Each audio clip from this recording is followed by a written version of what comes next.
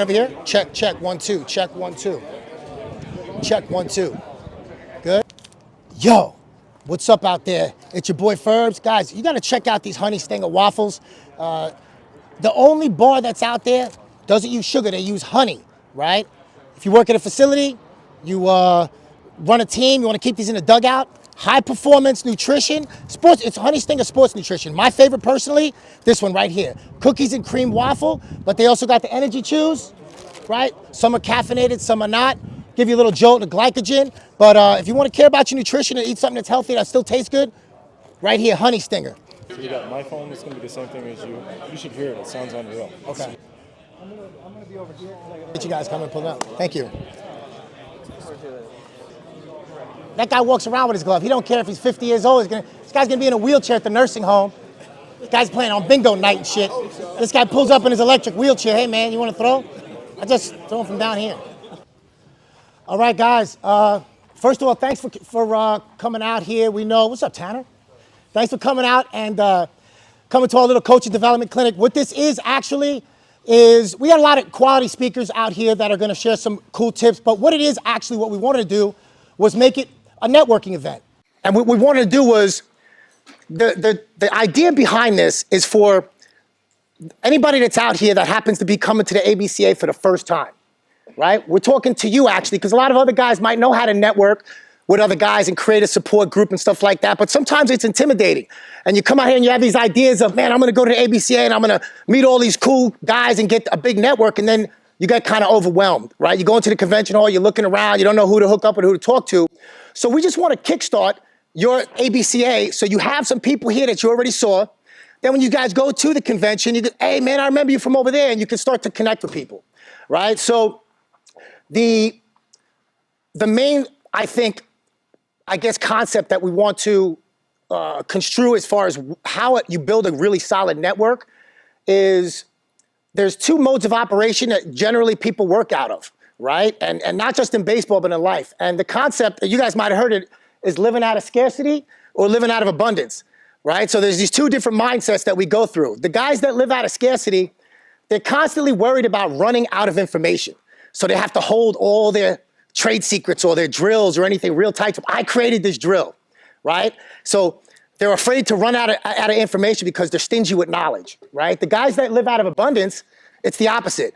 They just keep giving the information away, right? Freely. Share with the next guy, because they're not afraid to run out of knowledge because they're open-minded, right? So what we want to do here is introduce to you guys, we're going to keep it moving, and we're going to keep the timers to about 10, 15 minutes per speaker. We have, usually when we do this stuff, it's really a hitting type of thing. It ends up, because most of my network is hitting guys, but nice enough, the guys from Wake Forest and my friend Corey Muskara said he could come in here and kind of talk a little bit about how he builds scouting reports, how he attacks hitters. And I think that's really helpful for the guys that are private hitting coaches to kind of understand from a guy at that level what he's trying to do, so that you can kind of build a plan of what you want to do with your guys. Because sometimes maybe we think there's been a bigger breakdown between, I think, the college and pro guys that run teams that are on the field, and also the private sector guys, okay? So the private coaches and the facility guys, they are trying to make adjustments.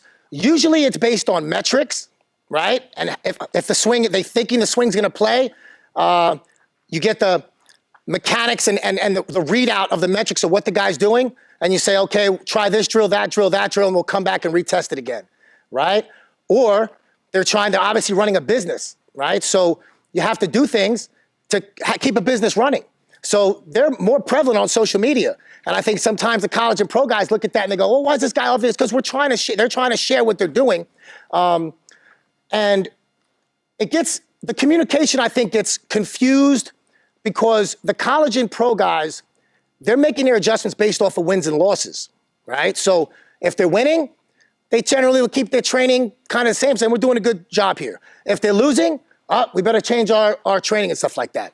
Now, some guys that are stingy with the information, that don't want to share it, right? We have guys, this guy right here, he's here at the ABCA to accept an award for best #1 assistant coach of the year. No, assistant coach of the year, the whole NCAA.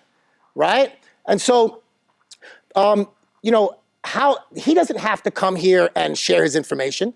I think a lot of people think, well, we're all going out in the field to compete with each other, so I don't want this guy to know what my knowledge is or what my drills are.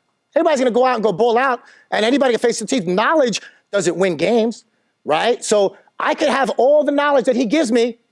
If I don't have talent and I don't have culture, I don't have the right vibe, and I can't execute the knowledge, what difference does it make, right?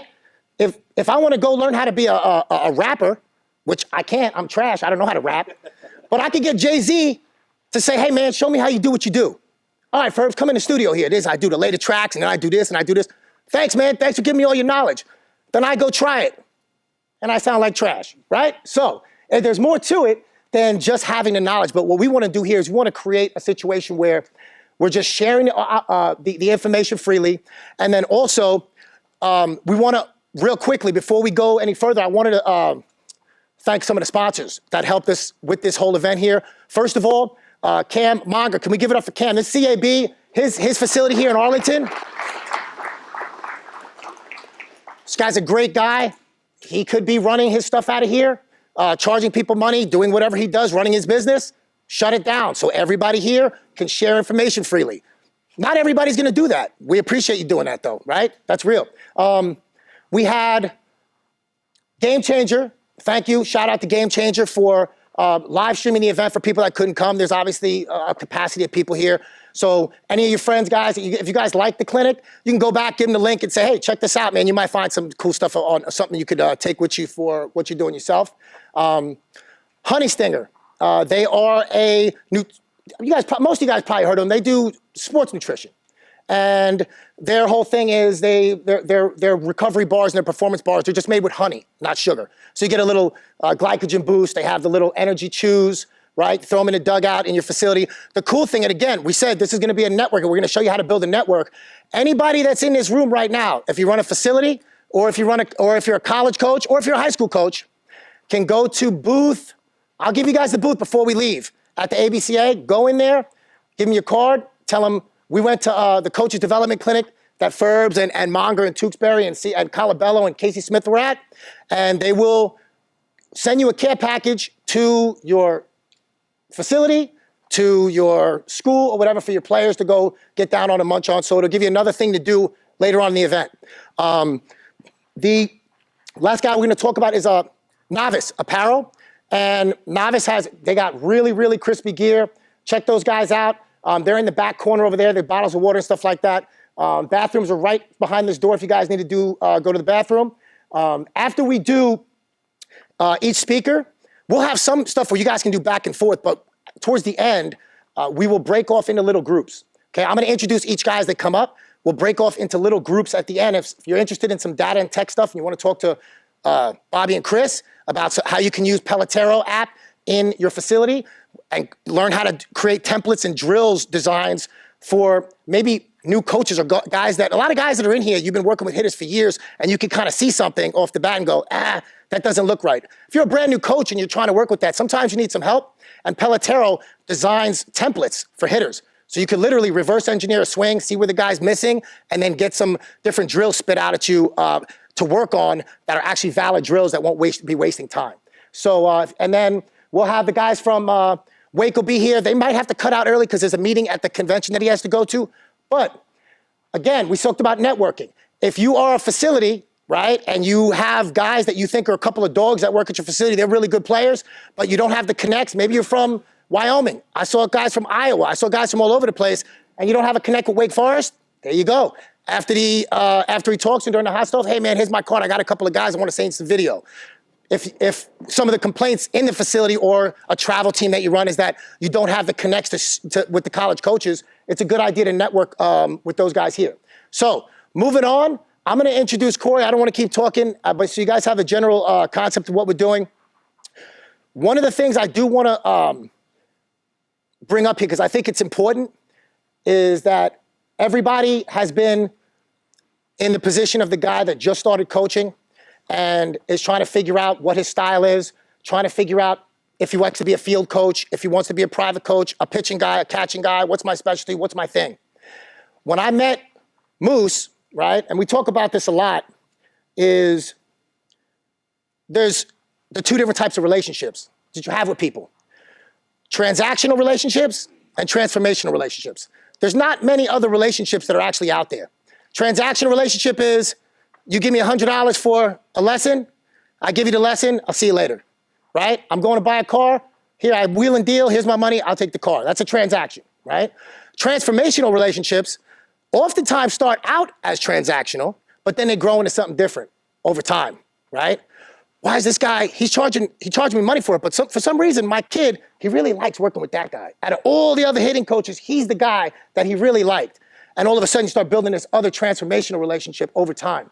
That's kind of like when I met Corey, who, one of the things I like about him the most is that a lot of people change as they level up. Even guys that were, players you knew in your neighborhood, and all of a sudden they're in the big leagues, and they start big leaguing people, or they start acting differently, right? So this guy I met when I run a social media page, if you guys don't know. It's got a bunch of followers on there. I had 0, maybe just starting out. I was coaching a team for a guy in Pennsylvania. And I had no college connections, 0. He just gave me a team of 14-year-old kids and said, go do it.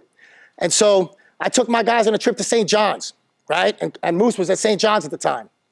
And he didn't know me from a hole in the wall. He was actually with the Godfather, Ed Blankmeyer over there, and Ty. And I went to this recruitment day. Took a couple of my guys that I thought were good players over there. And he made me feel like I was somebody, even though I wasn't somebody. I can't explain it.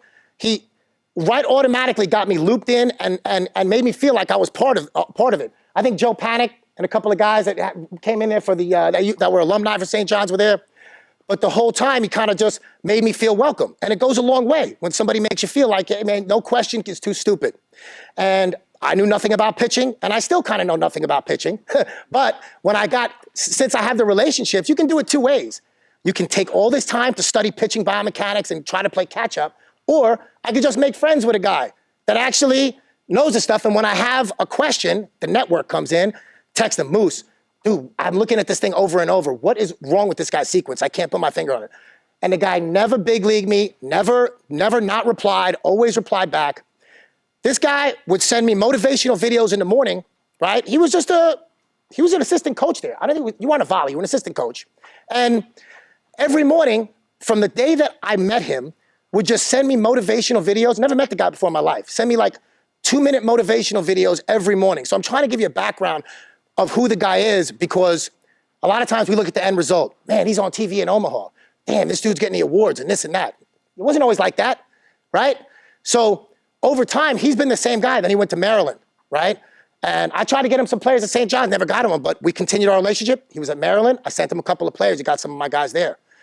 Did a sick job at Maryland, top 5 school in the country. Went from average to pretty good while he was there.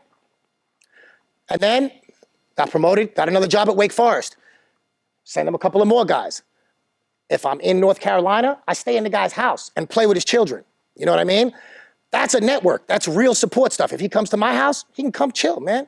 Come to my house. There's a difference between somebody you let come in your house and watch your house when nobody's home when you're on vacation, and I'm talking about if my wife is sleeping in the back room with my kid, he can still stay at my house when I'm not there.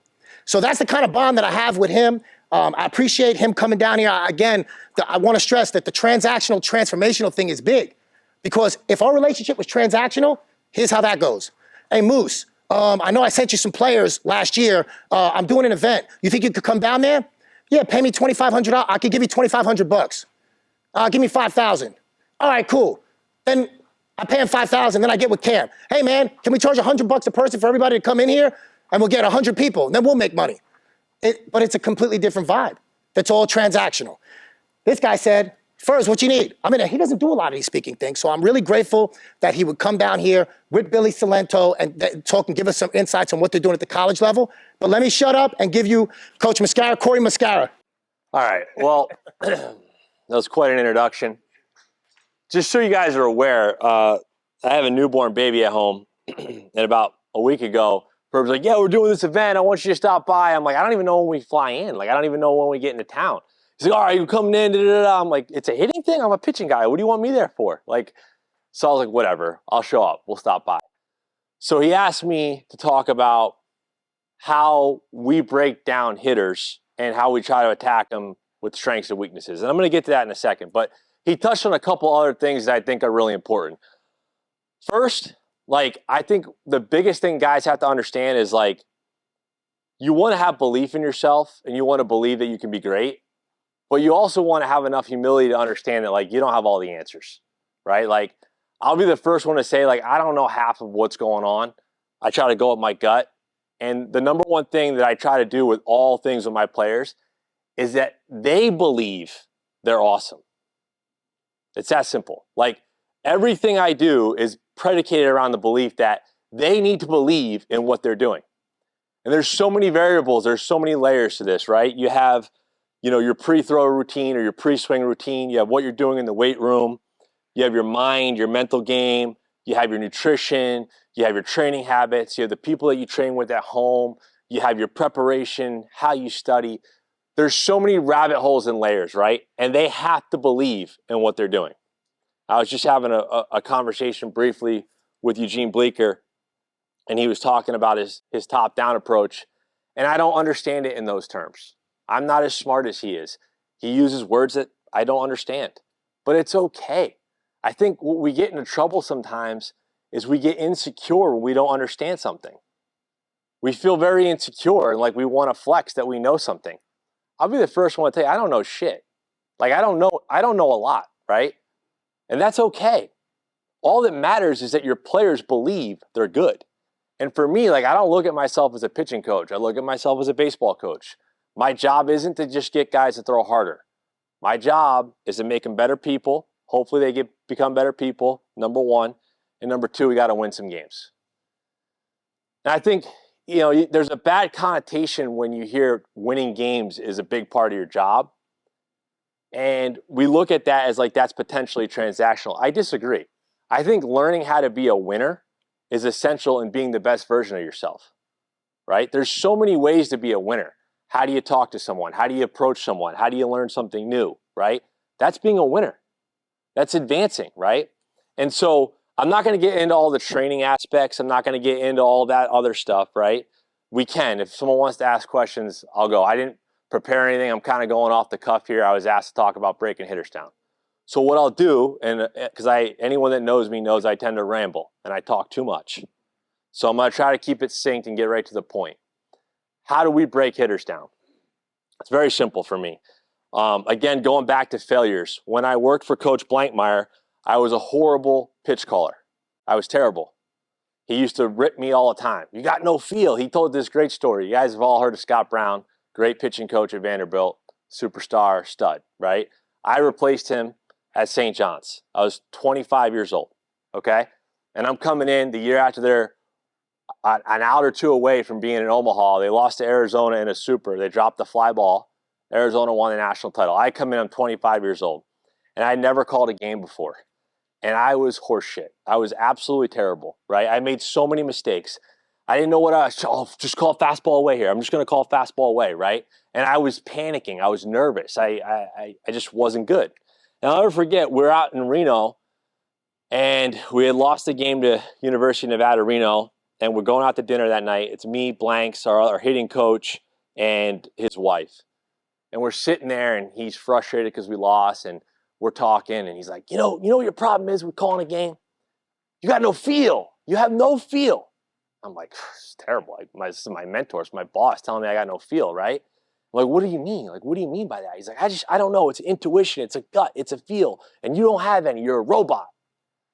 And that stuck with me. And it became like my mission to figure out how to get feel, how to see the game differently, and how to understand it. And so what I started to kind of reverse engineer in my mind was my own process. This is the process that, like, how it works for me. It doesn't mean that this is the right process. It doesn't mean this is the greatest thing in the world. It's just what I have to do to prepare so I can understand what I'm going to do so I can slow the game down. And so the first thing I do always when looking at hitters is, how do they hit a fastball in? Period. For me, synergy was the greatest thing ever because I started to get some feel by watching hours and hours and hours of video. So the first thing I'm always checking out, right, is, all right, like, where are my guys at? Understanding what my guys are. A lot of my guys are in the You know, our average fastball velocity as a team is right now is like around 91, 92. So when I look and I'm trying to figure it out, I'm filtering through to see, okay, how does this guy handle fastball in at 91 miles an hour? And I'm looking at a lot of variables on that, right? I'm looking, you know, what does he produce for exit velocity? You know, is he on the barrel? You know, all those things, right? That's step one, right? Step two, then I look, okay, how is he on fastball away? How is he on elevated fastball, right? And in just looking at those things on a fastball, you see a lot. You see a guy that dumps the barrel. You see a guy that can't get on top of the ball. He's got no top hand. You know, you see all these things, right? Then you start to break it down even more, right? You say, okay, well, what kind of quality of fastball does he do well with? You know, how is he on, you know, low VAA fastballs? How is he on super steep fastballs, right? And what you find is almost every hitter in the college game has some type of weakness, right? There's very, very, very, very few hitters out there that you don't find some type of weakness. Dylan Cruz, right, is one of the hitters that you look at and you're doing a scout report and you're like, how are we getting this guy out? Because he seems to be good at everything. And he is. He's good at everything. He's one of the best hitters on the planet. But even Dylan Cruz has different weaknesses, right? For example, fastball up and in north of 92, he was hitting 0 in 2-strike counts, right? When you start to filter through and look through things based on counts, based on tendencies, you start to figure out what is their approach, right? What are they trying to do? You start to see things systemically, like, are they trying to get on the plate and widen out with 2 strikes? Is this a team-wide thing? Is everybody trying to choke up? Is, you know, how does he handle depth breaking balls versus how does he handle extreme horizontal sliders, right? So when we look at it and break it down, we're not just looking to see like, hey man, how is he on this pitch, right? We're looking to see how is he on this velocity bandwidth, how is he on this movement characteristic of pitch, how is he in this counts, how is he in cross count, right? And we look through every filter, you'll start to see when you write everything down, like man, like this guy can't handle cross count off speed. This guy has a black hole on changeup. Man, this guy doesn't make a 2-strike adjustment. Wow, this guy is this, right? And then from there, you try to bucket it and be like, okay, well, like, what do my pitchers do well? Okay, this guy has a low release height ride heater. This guy has an extreme horizontal slider. And then we try to bucket everything into some type of situation where, like, all right, if this guy comes in the game, he's doing X, Y, and Z. And from there, we talk about the preparation standpoint of understanding this. The first thing I said is you have to make your players believe in what they're doing, right? So when they understand who they are and what they do, you now can go up to them like, hey man, like you have a really extreme horizontal slider. This guy's hitting 096 on extreme horizontal sliders. What do you think you're going to do to him? You're going to throw extreme horizontal sliders, right? And then, hey, by the way, the next guy's pretty good at that. You're probably not going to face him. So you just got to come in and rip 3 sliders from a big dog. Can you do that? Let's go home and visualize ripping 3 sliders to this guy. That's the only reason you're coming in the game. And then you try to break that into each guy that way, right? Now, can we make the slider better? Can we have him have a better load? Can we clean up his foot strike? Can we clean up his direction? Can we clean up his arm path? Yeah, all those things help, right? But at the end of the day, in our game, it matters so much more that I know what my guy does well and what the hitter doesn't do well. Everything comes down to that. Right? And the more simple I can make it for them, where they can actually take it and make it actionable and see it and believe it and understand it, the better chance we have for success. The more that I cloud this in season. So like whenever we do, you know, we were talking about like different water bag drills and pre-drill stuff. We do a lot of that stuff, but we're tinkering and doing that stuff in the fall, right?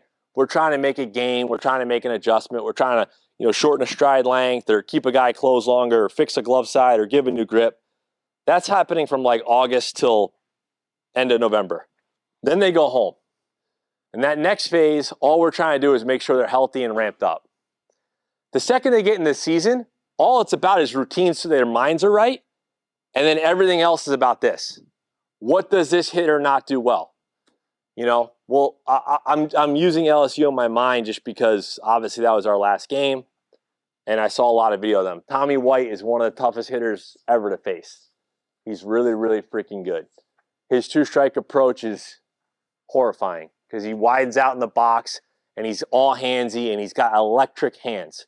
Dude's freaking good. I can't believe I'm saying this because he beat us, but he is damn good. All right? But one of the things with Tommy White, as amazing of a hitter he is, and I think he's as good as it gets that I've seen since I've been in college baseball, dude leaves his zone all the time. So ironically, the pitch that we lost our season on, we're trying to throw an 0-0 slider off the plate for a chase. I don't ever call chase pitches. Ever. I want to attack, attack, attack. Well, Tommy White had like a 40% chase rate and don't swing and miss. So I'm like, damn, this kid's really good. I don't know how to get him out. We ain't going to throw him a strike. Of course, he backs up the slider, homer, game over. You know? Shit happens, right? Like, didn't go our way. Kid's really good. And I think, you know, I think the whole point was like difference between facilities and in-game coaching or whatever. The reality is, in college, we're calling a lot of things that are happening in the game, but we're wrong. We make mistakes, and sometimes we're right, and our guy doesn't execute it. Shit happens, but we have to get off that as fast as possible. And we have to get them to understand, like, when you're watching a hitter, don't get caught up in their numbers and how good they are. Try to find them for who they are. They're human beings. Hitting a baseball is the hardest thing to do in sports, right? If they're Dylan Cruz and they're the best hitter in America, I think he hit 415 or something like that, he's still failing 60% of the time. So there's something in his approach. There's something in how he swings. There's something that you can do to get him out. You just got to figure out what it is. And then once you figure out what their weakness is, the analogy I give to my pitchers constantly is if you were to like play that game where you have a ball under the cup, right? And you're like, I'm going to keep moving it around so they don't understand what I'm doing, right? That's the whole feel concept. Like, okay, well, I know anything moving in towards his hands is going to be where he struggles because I can get him to open up early. He's going to have to stay inside the ball. I'm going to get him to make a move. I'm going to get him to make that first move, right? Well, say we get him out 2 at-bats in a row with different sequences, trying to have something moving into his hands.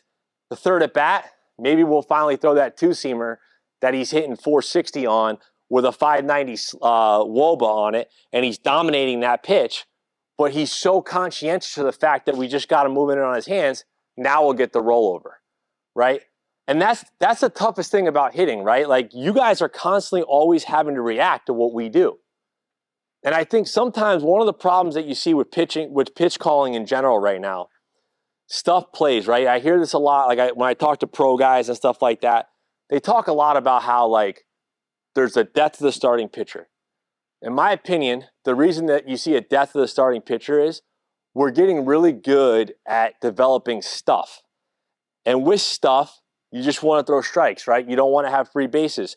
So you get guys to attack to certain location strategies, and they become very predictable. And so what happens is when you get into certain counts, let's call it 1-0, 2-0, whatever, and it's a fastball count, and they throw 78% of their fastballs glove side, now the hitter's in the box going, all right, I'm getting on time for whatever it is. I know his characteristics. I know what type of fastball profile he is. But now, not only that, I know he throws 78% of his fastballs glove side. I'm getting on time to that pitch right there. What you see now, what's starting to be more the trend, is not a guy with like an unbelievably elite characteristic of a fastball, but a guy that maybe throws like a shitty dead zone fastball that he can get the arm side, maybe carries it a little bit but can get to the top of the zone, maybe throws a cutter, you know, and has 3 pitches to 3 quadrants. This is baseball 101. This is what we've always known in baseball. We've always known, hey, move the ball around, you know, different contact points. But we've gotten into this age of baseball where it's stuff-oriented, and that works for a reliever. That's great for a reliever. You got a guy coming in one time, he rides the piss out of a fastball, and he has a really good breaking ball. Awesome, 1 at bat. Go get him for 1 at bat. But if you're a great hitter and you can make adjustments and you know how he got you the last time, you're going to try to get him the same way? And if I know I have a certain fastball with certain characteristics and I'm going to get on time to that, and I know there's a 70% probability that I'm going to see that pitch, well, if I'm a good hitter, I'm sitting on that pitch the whole time. That's why they only face him one time, right? So for me, I look at it like, okay, if it's Dylan Cruz and there's only one spot to get him and my guy can't do it, well, I had to pick my poison, I have to say to myself, okay, well, where's the next spot that it's the least likely to get slugged, right? Or it's the least likely to have big damage. And so you kind of filter down that pecking order. If you don't have a glaring weakness to get him out, you either get that dude out of the game or you go to the next best thing that your guy can do. Does that make sense? I feel really weird that I'm talking in a hitting seminar right now and I got thrown into this. I'd feel way better if you guys just asked me questions, but I could go on and on and on talking about, you know, the things we look for, how we set up, how do we try to create angles. Another thing that we're constantly trying to do, right, is I'm constantly trying to find a way for my pitcher to not be in the norm, right? So if I have a guy that's 90 and 92 and he's got pretty average stuff across the board, I say to myself, okay, we have to create an elite secondary pitch that he can throw at a high usage in any count, or we have to make him as unique as possible. Create extreme sides, moving him on the rubber, you know, creating different count sequences. Everybody has to do something that's kind of unique. Why does that matter? Because when you're training hitters all the time, they see the same arm stroke, and they see the same vertical approach angle, and they see it over and over again, they get used to hitting that. And if you have to take a guy and make him functional, and he's only going to get one guy out or face a guy one time, you got to make him as unique as possible to give him margin for error. So if you don't know what Dylan Cruz's weakness is, or you don't know what Tommy White's weakness is, and you can't find it, well, then maybe you can have a guy that does something so unique they haven't seen it enough, so you can rabbit punch him for an at-bat. And that's how I look at it all the time. I'm looking at it like, how do I find a way to get an out here? How do I find a way to stack outs? How do I find a way to create a difference? And the lion's share of everything we do is predicated on this thought process first. Very rarely am I looking at it on how do I produce more stuff? How do I produce more velocity? I'm always looking at it like, what will the hitter have a tough time reacting to? How is the hitter going to how is my pitcher going to leverage a count to win the count to get the hitter off time? Sandy Koufax, the art of pitching is disrupting timing, right? You know, and that's all I ever think about. And so, you know, I like talking about deliveries. I like talking about training modalities. It stimulates my mind. I get some ideas.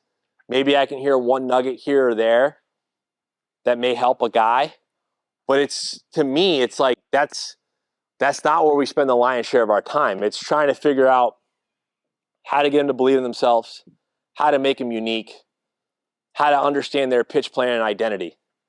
And then from there, what does the hitter not do well? And how do we get to exploit their weakness? If the hitter doesn't have a weakness, do we do something unique enough that maybe he hasn't seen it yet? And that's basically how I would break it down in that capacity. So again, I know it's a hitting talk. I don't know. I apologize that I'm here. I'm sorry for all of you. But does anyone have any questions on any of that stuff? I'd feel way better answering questions than talking at you. We could get, if anybody has a specific question for both Moose and or Moose, you want to ask him something about a plan, and later on we can also do that later. Well, I might not be here. That's the only reason I throw it up there. So if anybody has a question that they want to ask Moose about anything, picture-wise or down reports, sure do it. When you think about unspots, you build stats around unspots. Yeah. The analogy that I use, I've said this, I was like on a podcast and I said this, but again, it's a blankyism. It's all the animals in the zoo, right? Like, you know, one of the things, you know, we played Alabama, LSU, there were some other teams in the World Series, so we saw a lot of SEC, right, at the end of the year. And one of the things that I noticed when watching a lot of the SEC pitchers is the stuff is outrageous. Like average fastball velocity through the roof, the talent's through the roof. But the lion's share of guys that you're seeing, it's 94 average fastball and 93.7, which is equivalent to like AA. Like that's the SEC average fastball. It's astronomical, right? There's a lot of heaters. It's ride and it's steep. And that's cool. That's really good. But like all the facility guys in here know that you can put the machine on 100, and if you give a guy enough looks at it, eventually he's going to get on time. All you hitting guys would agree to that, right? So for me, I look at it like, yeah, I'll take 2 or 3 of those guys. Who doesn't want a guy bumping 95? with some carry. But like, I also need that guy that's low slot with some carry. I need maybe a crossfire guy, big time changeup guy, a sweeper guy. The other thing is like, when I listen to a lot of my buddies in professional baseball, right? There's trends, right? For a while it was no sinkers. Now sinkers are cool again. Then it was like nobody likes gyro sliders, but now they're cool if they're above 87 miles an hour. I don't care about any of that. The only thing I care about is what gets the hitter off the barrel or off time. And for what I find in college is the more angles, the more looks, the more in your repertoire, the more you have uniqueness, the better chance you have. Because then you could chop a game up, right? If you got this guy that's like 95 with carry and like he can only get the glove side, in our league, he's going through maybe one time through the order, maybe. And you better get his ass out of there because you better bring somebody else in because they will get on time because they got Billy Cilentos out there that know everything you're doing. They know the counts you're doing it in. They prepared their hitters for it. They're on time for it, and they're hunting you. So if you can't differentiate, you're screwed. I don't care how good your stuff is. You know, we'll take Paul Skeens, right?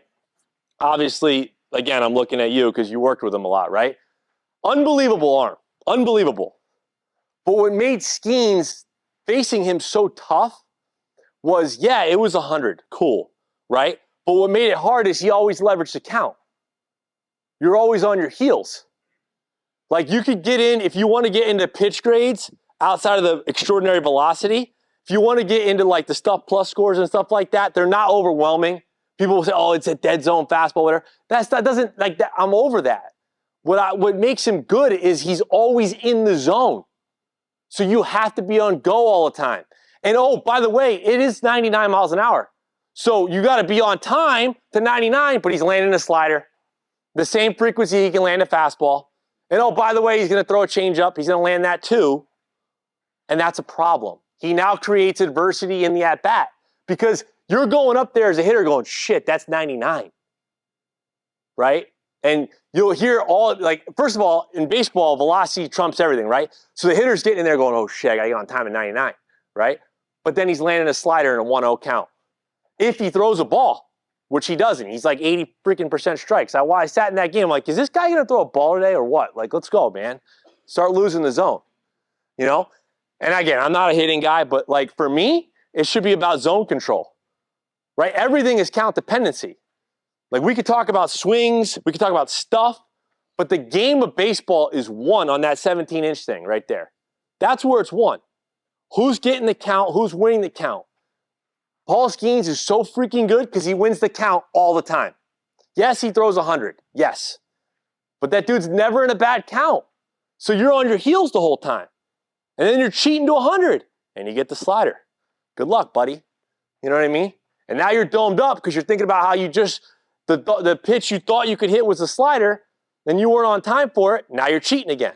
And it's always that cat-mouse game back and forth. So to your answer to your question about the looks, it creates more problems because now visually you're like, oh, it's a different look. It's a different setup. Oh, I got to open. I got to close. I got to look here. Where am I seeing it? Is he coming in on me? Is he coming away?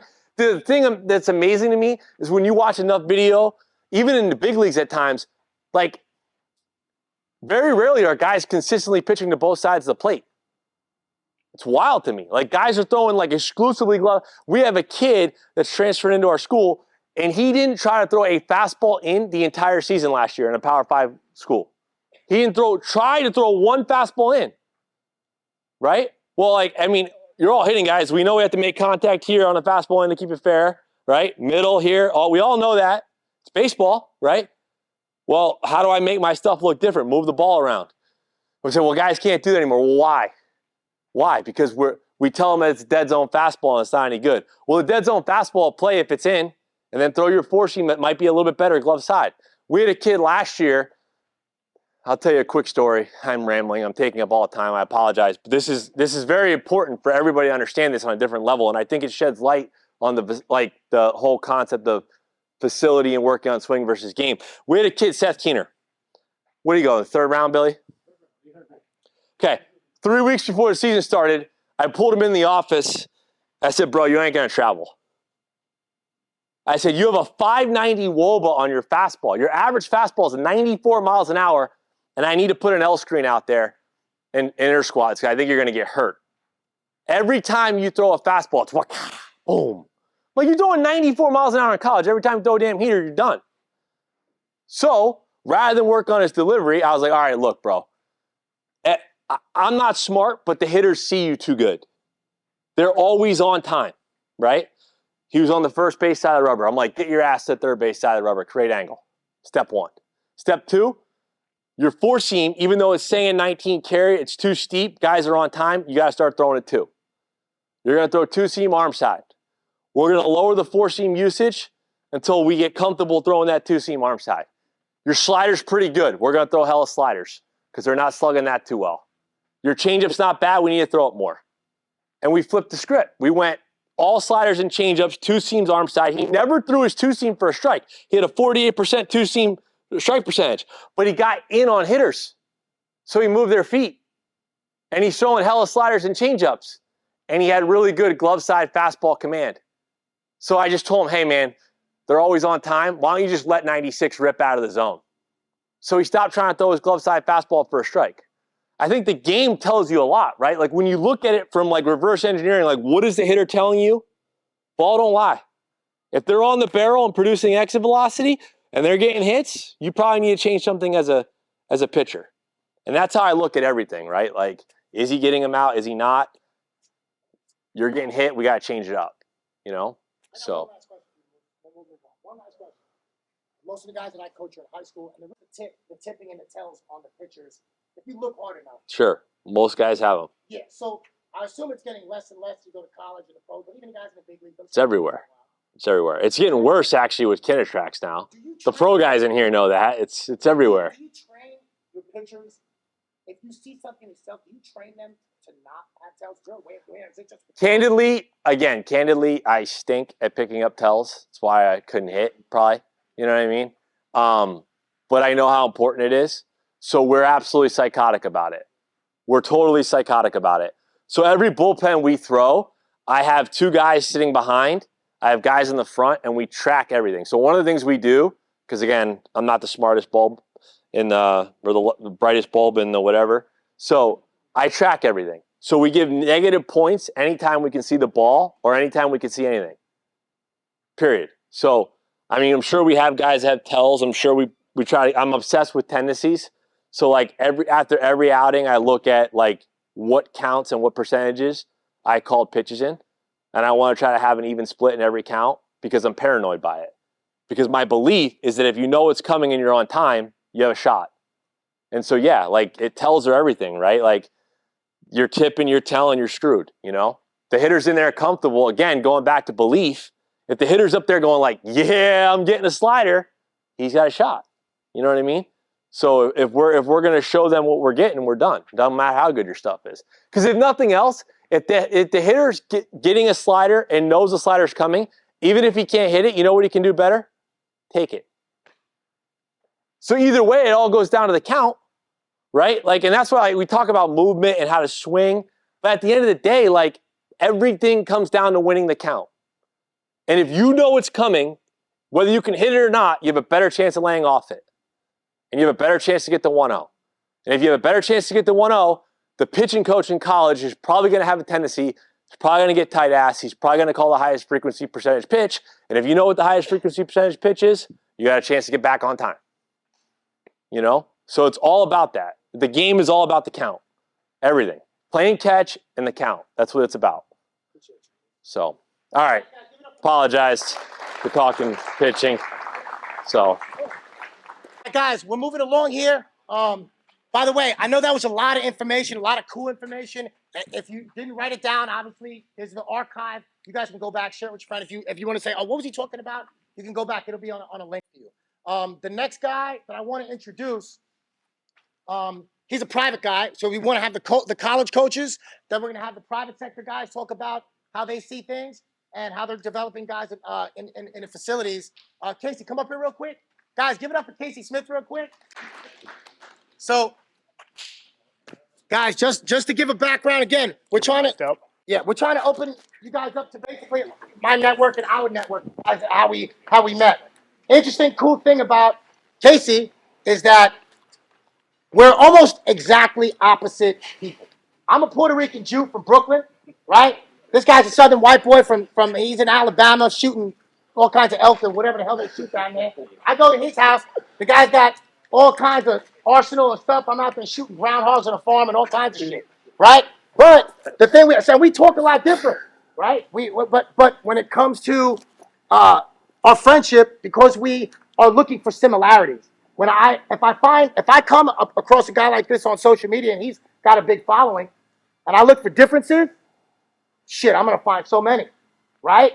But if you look for the similarities, right, then you're gonna find some similarities, and that's kind of how we hooked up. I always, again, same thing. When I go to Alabama, we do a clinic every year for my guys. I stay at his house. You know what I mean? I know his kids, play with them. You know, and I think that's important when you're building a network, having guys, because you know how you guys sometimes you look at video on a guy, you'll be working with a guy for 6 months, and there's something you're missing. And if I don't have a group of guys I can send that to and say, hey, what do you think about this? Then it's tougher for me, right? So I'm gonna, Casey. One of the things I think if the guys that haven't followed, he's at Out Front Hitting. If you haven't seen him, DJ LeMahieu, he works at Big League All Stars. Works with Trevor Story, a bunch of guys like that. I don't want to drop names, but I will. And then Michael Chavis, a bunch of big league guys like that. So he actually got some cool stories about Tim Tebow that he worked with too. He almost got into the show. But the thing about what he does is he communicates. His delivery is like really, really good, right? So some of the stuff, some guys might have the same amount of knowledge as the same guy, but the delivery is key, and he's really good with that kind of stuff. So I'll give it to Casey Smith. All right? Appreciate it, Ferbs. First off, guys, like for me, it's really cool to be here. And one of the things that, like he was talking about before, like I'm not the smartest guy in the room by far. And especially my guys that work with me, they know that sometimes they question, why I'm doing what I'm doing. But for me, the biggest thing, like Ferbs just talked about, is communication. So we work with all levels of hitters. So we obviously are in the private sector. We run a business. So we're working with 11, 12-year-olds all the way to big league guys. So the information that we're communicating can be very different, but also the same. We have to make sure that the hitters that come to us understand what we're talking about. When we get a new hitter in, whether it be a high school guy, a college guy, a pro guy, the biggest thing that we've got to do is be able to establish trust. And we have to be able to do it in a really short period of time. So what I've learned with everything that we do is the first thing that I want to do, instead of telling somebody what they're doing wrong, why they're struggling, what's bad with their swing, is I ask them questions. Hey, why are you here? What do you want to get better at? What do you feel like you do well? What do you struggle with in the games? What do you get out? What do you hit well?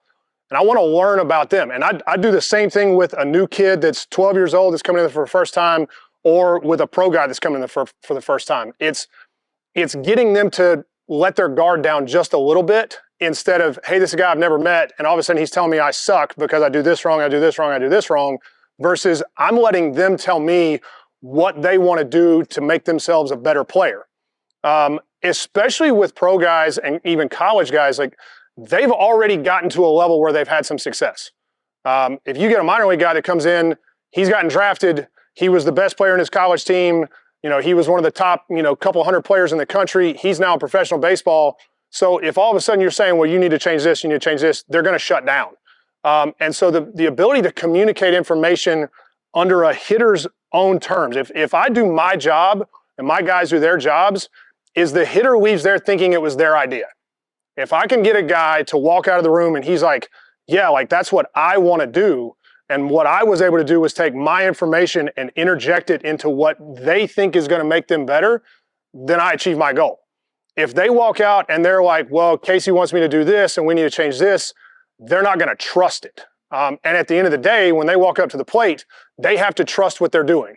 It's got to be simple, it's got to be easy to understand, and they have to buy in. Just like Moose was talking about, the confidence level of knowing that they're going to be good when they walk up there. If they have a whole bunch of information about all the things that they're doing, but they don't trust it and they don't buy in, they're not going to perform when they get on the field. And so we start off by asking them questions. Hey, what are you trying to do well? Or what are you doing well? What are you trying to improve? And then from there, we do an evaluation process where we'll watch them swing, we'll watch some game video. And the biggest thing that we try to attack is I look at path. And I'm not going to go into a lot of mechanical stuff. There's a lot of guys in here that are a lot better at the mechanical stuff. but it's simple things. I look at it, I actually pitched when I was in high school and into college, and I look at it from a pitching coach's standpoint is, how am I going to get this guy out? Are there glaring ways for me to get this guy out right off the rip? And so by taking what they've told me about what they do in games, then I go, okay, now you told me this is what you struggle with. Let me show you why. And then I take and show them the video, and I'm able to explain to them, okay, you struggle with this pitch, you struggle with this pitch, you don't drive the ball well the other way. Here's why, okay? And then here's how we're going to go about making you better with what you wanted to do well. And that's where it starts to build that foundation of, okay, this guy wants to help me get to where I want to get to, instead of I'm telling you why you struggle right off the rip and why you're not a good player. So it really shortens the learning curve. Now, we use technology a lot, but for me, we use technology for us. The players, it's like, for us, it's a cheat code. It's to get them to trust us faster by understanding, hey, maybe that feels a little different, but I can see it immediately. But at the end of the day, our goal is to get them away from the tech when they're on the field and get them to buy into what they're feeling so they can make adjustments. So we talk about ownership all the time. I want our guys to be able to own their own adjustments and not have to call us after every single game, hey, what am I doing wrong? What am I struggling with? I want them to be able to make those adjustments at the plate, pitch to pitch, or at bat to at bat without having to rely on the technology. And I aged myself a little bit. I never got to see my own swing on video. When I played all the way in through pro ball, we didn't have video, we didn't have any type of data, so we had to make adjustments based on feel. I feel like that even with all the tech that's available, hitters need to be able to use what they feel, what they see with ball flight, what they see in the game as their own teaching tools versus trying to rely so heavily on the tech. And right now, I've got one of my big league guys that we've been training this all off season. Every time he feels something, he'll look at me first and go, this is what it was. This is how I'm going to adjust it. I'm not going to look. He'll make the adjustment, then we'll turn around and compare the video because he wants to make sure that he's feeling what he thinks he's feeling and he can make the adjustment without having to rely on it. If he does that, he knows that in the game, he can feel it and he can change it right away versus going, I don't know what's going on. Where it is, all right, I've got to go back in the dugout. I got to look at video. There's not that trust factor into what he's doing. So that's one of the biggest things that we've been trying to do recently is I'm not saying remove technology. Technology is incredibly important and we use it every single day, but get hitters to feel what they're trying to do without having to rely so heavily both on us and then on the tech itself. I was actually talking with my college coach, who I will give an enormous amount of credit to my career, both as a player and as a coach. And for us, like, we try to keep things as simple as possible. So Kevin Nichols, he's at Middle Tennessee now, absolute freaking hitting genius. And we were talking about the difference between private sector and college. College, he's got to be able to make adjustments really fast in guys. He's got to be able to get them to win games and perform on the field. We have the luxury of being able to sit there and go over stuff and get tedious with it. And he's like, Case, I don't have that time. He's like, I got 20 guys. We have to be able to make adjustments. So I need to give them a simple thought that's going to create the feel that they need to be able to take to the game. If I can dive into the mechanics as much as I want, but if they're thinking about 4 different things when they walk up to the plate, it's not going to translate. So, and it was kind of funny, we started talking about the way hitters get trained now, and I was telling some of my guys earlier, we want to make sure that we're training hitters. And I used a golf analogy. If you compare the two sports, I feel like a lot of times we get in the cages and we wind up training long drivers, not golfers. As we're training guys to hit the ball as hard as they possibly can, but is it actually going to translate to the field? When we look at a guy, okay, yes, his numbers went up. Yes, he's hitting the ball farther. In the cage setting, is he doing it against a live arm? Is he going to go out there and face a guy that's got good hop on his fastball, he's got good break on his slider? Is he going to be able to adjust and actually translate to the game? And that doesn't necessarily mean he needs to swing faster. All right, I told them other guys earlier that bat speed is nothing without direction. If you can't cover the plate, if you can't adjust, I don't care what your bat speed is. It doesn't matter. You're not going to hit. All right, if you don't make contact, your bat could be going 100 miles an hour, and it's not going to make a difference. So the balance between, and I'll use Josh McAdams as one of my examples. When his second year in independent ball, he hit 282 with 9 home runs, which was the most he ever hit in his career, but he struck out 50% of the time. All right, 280 at bats, he struck out like 120 times. Love you, buddy. Okay. Light tower power. He was hitting balls in the teens on my hit tracks. Okay. Ton of slack, no adjustability. Now, if he caught it, his BABIP was like 480. Like if he put a ball in play, he got a hit. All right. Everybody's like, whoa, his average exit velocity is in the mid-90s in the game. Who cares? He strikes out half the time. We actually pulled some things back. His bat speed slowed down, but his time to contact improved. And the amount of balls that he was barreling consistently improved. He went out the next year in Southern Maryland in the American Association, hit 290 with 24 and struck out 25% of the time. All right, now you tell me, I got a guy hitting a ball 112 on the hit tracks, 480 feet. All right, and everybody's like, ooh, all right. Who cares? It doesn't matter. It's got to translate. So when you're training hitters, there's more to the picture than just the tech. And this is where I'm going to go off on a tangent, and I'm bad about rambling too. And my guys were over there laughing at me because when he talked about rambling, both of them turned around and looked at me and they were like, you're going to do the same thing. I'm like, sorry, it's going to happen. Mechanics are nothing without approach. If you don't have approach, if you don't have a plan, doesn't matter.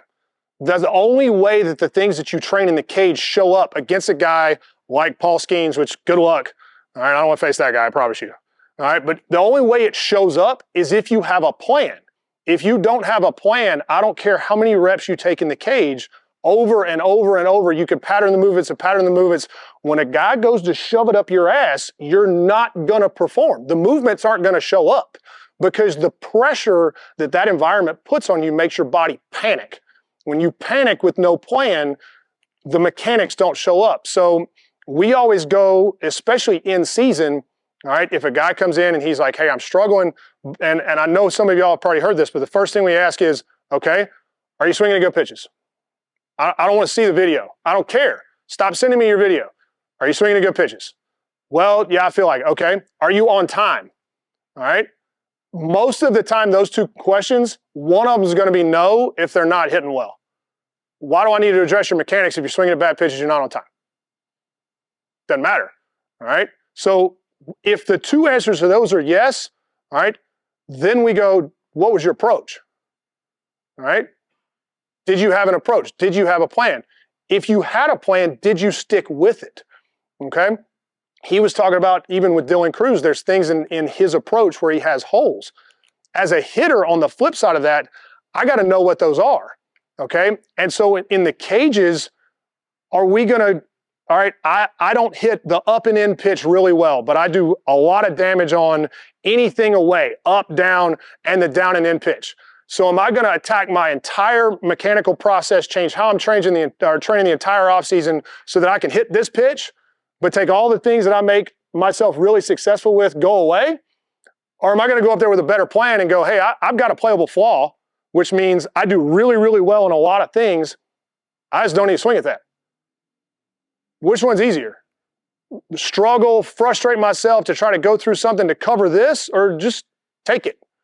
Okay, and that's where we talk about with our high school guys, especially high school. And I ask our high school hitters this: if I gave you an option, I said, all right, you're going to go through the season, and you're never going to put a breaking ball in play. You will never even foul one off. Okay, but every single one that's a ball, you'll take it.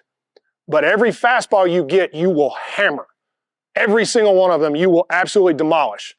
Are you taking that? And they're like, hell yeah. I'm like, why? Well, because I'm hammering fastballs. Yeah, you're going to hit 700, especially at the high school and even the college level. You even get into pro ball, and I've talked to DJ about this. A lot of guys don't understand this. There are big leaguers right now that 0-2 counts, this is going to sound crazy, auto take. 0-2, auto take, boom. Why? What does everything that they throw right now do with 2 strikes? Starts as a strike, ends as a ball. Okay? So what are we trying to do? Are we trying to go up there and cover that pitch? Or are we trying to understand that, hey, I need to not swing at that pitch? Okay? Our high school players, if they're struggling, it's, hey, look, eliminate the breaking ball. Just completely eliminate it. You see a breaking ball? Take it. I don't care. Be on time with the heater. All right? He talks about establishing his pitching staff off of what they do with a heater. If I got a guy that can't hit a heater, I'm not worried about that guy. Not worried about that guy. So everything we're going to do is going to be based off of the fastball. We're going to work off of that approach, all right? And then we're going to go from there. If I have a kid that has a issue hitting fastballs, that's where the mechanical stuff starts to come in. And don't get me wrong, we attack mechanics a ton. Okay, that's what we do. We're running a business, and this is where it's kind of different is if I'm not able to show somebody a mechanical change right off the bat, they're like, well, why am I spending this money? So we have to balance the understanding of we're trying to create hitters, not swingers, but we also have to be able to show the customer what we're doing is actually working when they're not playing games. It's like, how do I prove that what we're trying to train them to do is working if the only thing that we're doing is in the cage? And that's where the data comes in, is that's where we're like, hey, look, the movements are better, the velocity's up, the distance is up, but for us, that's not the end all. We're trying to get them to understand that we're trying to get you to be successful when it matters, okay? Just because you're doing this doesn't necessarily mean that it's going to translate here, all right? But that's a good place to start. I think the disconnect between the private sector and the college coaches, I think there can be, and the high school especially, and then even into pro ball, and it's one of the things that I wish would happen is communication, all right? Put your egos down, all right? The thing that I love the most is when coaches will call me and go, hey, what do you got? Like, what's a guy doing? Whether it be, I've had big league hitting coaches do it, coordinators, is call me because I'm not here for me, you're not there for you, we're both here for the player. Okay, so if there's a communication between both entities, that's what helps the players. And that's our end goal, is we're trying to help our players get better. All right, you're trying to win games, I'm trying to help him move on to the next level. Well, if he moves on to the next level, that means he became a better player, which is going to help you win games. So we're all on the same team, we're all trying to help players. There's just got to be a communication. Like I said, I don't know everything. I don't claim to know everything. All I want to do is help that kid literally change the course of his life because he got to swing a bat a little different. I take a high school player and he maybe isn't going to make his varsity team, and all of a sudden we take him, he makes his varsity team and he gets to go play at a D2, like that's life-changing. All right, the degree that he might get, the people that he may meet, the course of his life has changed just because he was able to move a little bit better, understand how to play this game a little bit better. That's the goal of it, and it should be the goal of any coach, whether it's in college, high school, or in the private sectors. You're trying to help an individual get better in their life. And so if we're able to communicate between both sides, then the player is going to benefit from that. And so and I'll tell you right now, the thing that I do the most, and that very attractive bearded man right over there, I'll tell you, all right, he has been the biggest mentor to me of anybody in this room. I've learned more from that guy than outside of maybe my college coach, anybody in the hitting industry. All right, but he's quiet, he's behind the scenes. All right, but I'll tell you right now, if I have a hitter, and I don't care if it's LeMahieu or if it's Chavis or if it's a 12-year-old, if I'm struggling, that dude's getting a video. All right, because I know I don't know, and I'm like, hey, I need a set of eyes. And then after it goes to him, then it's going to him. All right, and then it's going to him. All right, and I'm blessed because I've got a network of dudes that I can send video to and go, hey, I need help. All right, and as a coach, if you have the ability to do that, your players are who is going to benefit. Because if you think you've got all the answers, you don't, period. You surround yourself with good people, whether it be in your own facility, in your coaching staff, or in your network, and you use them as a resource, because everybody is going to be a little bit different, even especially, and me and Cece talk about the mindset more than anything. The mindset of, I got a hitter that swings great, numbers are there, everything should be there, he still struggles in a game, like I can't figure it out. That's when we readdress how he's thinking about the game. What is his plan? What is he trying to do? And so I know I'm kind of bouncing around on topics, but at the end of the day, the communication piece of what we're trying to do as a coach is the number one thing that I think gets overlooked. It's like, I can have the absolute best information. You could have Albert Einstein teaching you physics, but if he's speaking in German, like, what am I supposed to do? Like, I got to have a dude over here translating it, and then hopefully I can still understand it. Otherwise, it's not going to help me. You can show me every metric. You can show me everything about my swing and all of this, but if you can't say, hey, think about this, like backspin line drive the other way. When you walk up to the plate, it's not going to help. Okay, so being able to take it and put it into a digestible, easy to understand approach for that hitter to take to a game is what the goal is as a coach. And I had a guy right now, he just got Rule 5 with the Dodgers, from the Dodgers, he's with the Phillies. And I asked him, he had hit at other facilities across the country, I'm not going to say who, and had also hit with the organization, obviously. And he's come in and he says he feels like he's having the best offseason he's ever had. And I'm like, I'm not giving you any special kind of information. He was like, I know. He's like, I've heard a lot of things along these lines throughout my time in the minor league career, but it was always like forced, like you have to do this and it's got to be this way. And he said it was never delivered in a way where I felt like they were listening to me. It was more telling me what to do. Okay, go do it. If it doesn't work, it's your fault, versus, hey, we're trying this, see how it feels. If it struggles, I'm going to pivot as a coach. All right. If I got a guy that's struggling, I'm not going to sit there and go, you have to do it this way, you have to do it this way, and just pound it down their throats. And if you're not getting it, that's your fault. You just got to work harder, blah, blah, blah. If we go a few sessions and it's not clicking, I'm pivoting. I'm going to go a completely different direction. I'm going to go, hey, look, we've been trying to clean up your path by working on your arms and your posture, but I don't think that's what's causing it. Let's try your lower half. Let's put a focus here. Forget worrying about your upper body. Who cares? Let's think about something else. And then weirdly, things start to show up that we're trying to create, but because we were attacking it from the wrong way, the hitter wasn't getting it. All right. And instead of me pounding that down his throat and going, well, this is the way that I think about it, this is the way that I feel like we should get there. Well, I'm going to pivot and I'm going to change and I'm going to use something that CC told me from 2 years ago about a guy that he played with at AAA and be like, hey, this guy was built similar to you. He thought about things similar to you. Let's try that. And I'm not going to try to put a square peg in a round hole because that's what I feel like I need to do as a coach because that's the way I think about it. It's my job to figure out how that guy thinks, what does he feel like he needs to do, and then cater to that. And I think that's the toughest thing is like a high school program, and me and my guys were talking about this earlier today is, okay, well, if you had an entire minor league organization, all right, you had 5 teams, what's your philosophy? What would your like, hey, this is what we do as a group. And I was like, hell if I know. How am I going to take 60 players and say, y'all are all going to do this? Outside of we're going to rake, like I don't really have a plan because if I try to put everybody into the same like forms of thinking and the same way of going about it, the same drills, the same processes, like some guys are going to get better, some guys are going to kind of stay the same and whatever, and some guys are going to suck. They're going to get worse. Right? So we try to make sure that the communication is there, that it's easy to understand, the hitters trust us, and at the end of the day, like he was talking about, we just want them to take ownership, have fun, further their career, and not everybody's going to be a big leaguer. It's not going to happen. Not everybody's going to play in college. Right? We got kids that come to us, it's like, hey, look, I had a great high school career, like that's enough for me. I understood that a work ethic helped me get better, like I learned things about myself I didn't know, and now I could go on and I could go be a college student, and that's okay. All right, but it's being able to give them the ability to be the best version of themselves that they can be.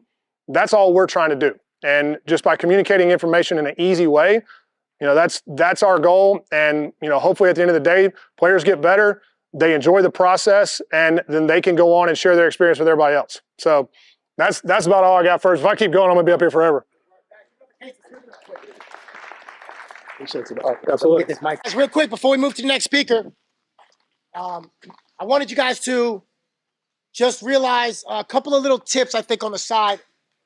Both of those guys that just spoke, Corey Muskara and Casey Smith, both top of their field in college and also in the private sector. If you notice, both of those guys, they led off by saying, I don't know it all. I don't have all the answers, right? So we go back to the scarcity and abundant mindset we're talking about. The scarcity guys, I have all the answers. I don't need anybody's help. Right? The guys that live out of abundance, willing to learn from others, right? The guys that live out of scarcity every day, they will say, I need to look good. If I'm going to succeed, I got to look good. Guys living out of abundance, if you look good and I look good, we all succeed, right? If you succeed and I succeed, we all succeed. The next guy I want to bring up, because we just had one guy, again, at the private sector, and shows how he develops guys, we're going to have another college got Wake Forest assistant head coach, Bill Cilento. And one of the things I want to talk about real quick with the network we were talking about before and how to build this network is that Bill recruited one of my guys about 8 years ago, Adam Cesari, that was playing for me in high school. I started a relationship with him then. And, obviously if you work with guys from different states and stuff, high school kids with like the travel team that I was running, they were so spread out. And so without a network, these guys are all doing whatever it is they're doing. And I have no network to help them. And I can only see them when I see them.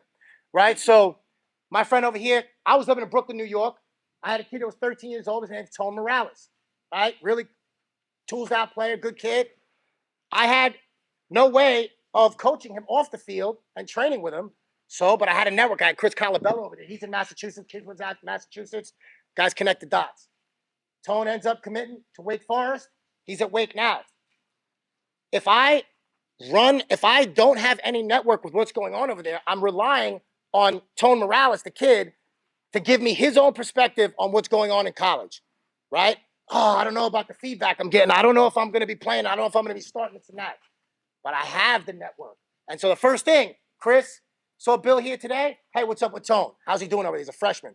Oh, man, he's doing this and that. It kind of explains and breaks it down, right? But I think that's one of the key important things is having that when we're talking about why colleges and private sector guys sometimes clash is that there's no communication after the guy goes there, right? So that's helpful.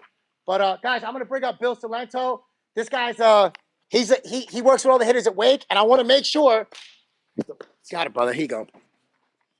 This guy's got a couple of guys this year coming up. Keep an eye out for Nick Kurtz. He could go top 5 position player, maybe. I don't know. He has a good year. Other guys makes you look real smart, doesn't he? Yeah. And so he's going to give you kind of some insight on what he does with hitters at the college level. And again, private guys, they got all day to focus on the hitter, right? They can sit for a half hour and have a conversation. This guy's got different challenges. He's not only working with 20 hitters, he's got to recruit guys. And he's got to have meetings. And he's got to have, end of the season meetings and all that stuff. So it's a different thing. But give it up for Bill Cilento real quick. All right.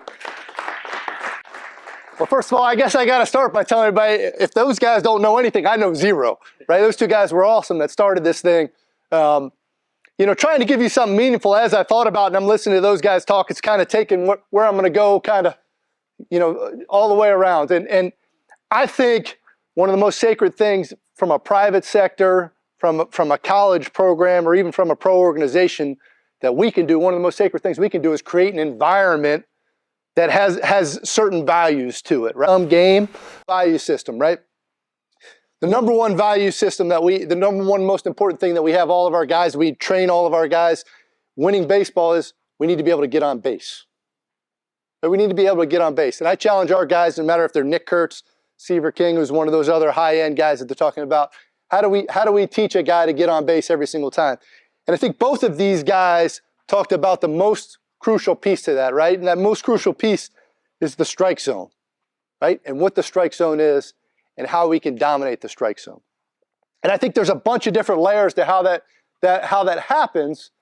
But one of the ways that I think we've had some success going about it is teaching guys to understand what they do well, what the pitcher's going to try and do, and how we can stay in the strike zone and dominate in that fashion. So I'm very fortunate at Wake Forest. Moose talked about, Moose is one of the most competitive people that you've ever met, right? I think you got that came across right here. Well, every single day at Wake Forest, every single time we scrimmage, one of the things that Moose does every single time is he calls pitches. Do you think Moose calls pitches that are going to allow the hitter to have success very often? So very easily, we're able to identify what our guy doesn't do well. And guess what? If you don't do it, you're going to get jugulared by Moose relentlessly, right? You can't hit a breaking ball. What's going to happen? You're going to see breaking ball after breaking ball after breaking ball. Can't hit it. You can't hit a ride fastball. What are they going to do? He's going to ride fastballs at you all the time. You can't stay in the strike zone. He ain't going to throw you a strike, much like Tommy White in the World Series. It's just what we're going to do. So I guess what I've been challenged to, one of the things I've had to change and think differently about is how do I institute that when we're not scrimmaging? When we're scrimmaging, it's easy because Moose is going to do that for me. He's going to challenge me in every single way. He's going to challenge me in my preparation for every single hitter to make sure they understand what they don't do well and how do we make an adjustment so we can handle that. How do we do that away from that? Right? There's all against competition that wasn't as well prepared as they probably should be. We'd be really, really good, and I'd feel great. But then we get to the guys, and all you guys know this at the big league level on down through, that have really good pitching coaches, right? That have really good defensive strategies, and we wouldn't have any success. We wouldn't have any success, right? But I wouldn't adapt it. I would just sit there and go, oh, we'll go to the next one, right?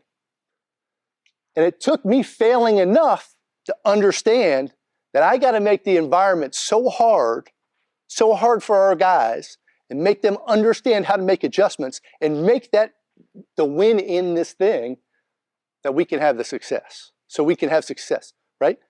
I learned that again this year in Omaha. You guys probably watched. We're in Omaha, right? What happened? We went to Omaha, the wind's howling in. We hit homers, right? We played a small ballpark, we hit homers. Wind's howling in. You're facing Paul Skeens, Ty Floyd, some of those guys at LSU, right? Stanford, they ran them out there too, right? You go down the list, you're facing guy after guy after guy. And it's an environment that's really, really hard to score runs. Well, I spent all year, we didn't suicide squeeze one time in the entire year last year, right? We lost the game 2-0 in extra innings to LSU, right? 2-0 to send us home, when everything in me, my instinct, knew that we had to call a suicide squeeze. But I took the safe route and we called a safety squeeze in a first and third situation. To their credit, Trey Morgan made an unbelievable play. Unbelievable play, right? One of the greatest college baseball games ever played. But I did a poor job of creating an environment that made our guys adaptable enough, had enough, tools on their tool belt, did a poor job so that when we needed it, the biggest moment in the biggest game, not the player, I had enough confidence to call that play to win ourselves a game, right? A valuable lesson I learned. What do you think is going to happen this year?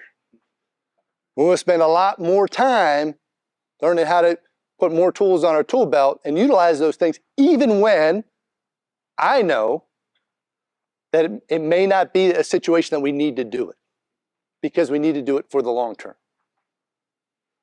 So getting back to it, the challenge, creating an environment that's super, super tough, that your guys are going to learn to fail a lot in. But then when they fail, they're going to learn how to get to the other side. Because here's the deal, right? Everybody talks about confidence and confidence in your players, right? And you having belief in them. That matters. It does, very much so. But what matters more is them believing in themselves. And in the biggest moments, if they're not challenged at a really, really, really high level along the way, in the biggest moments, they won't have that true belief in themselves. They won't play free, right? So my challenge to all of you guys again, how tough can we make the environment that they're going to learn how to win in, so they're going to learn how to make adjustments. How tough can we make that environment? They're going to learn how to win in, and they're going to celebrate the shit out of it when it's done.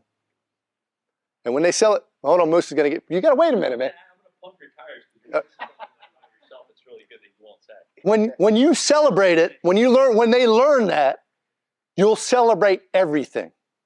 All the little things in this. You'll celebrate them to a degree that it'll become your culture, it'll become your environment.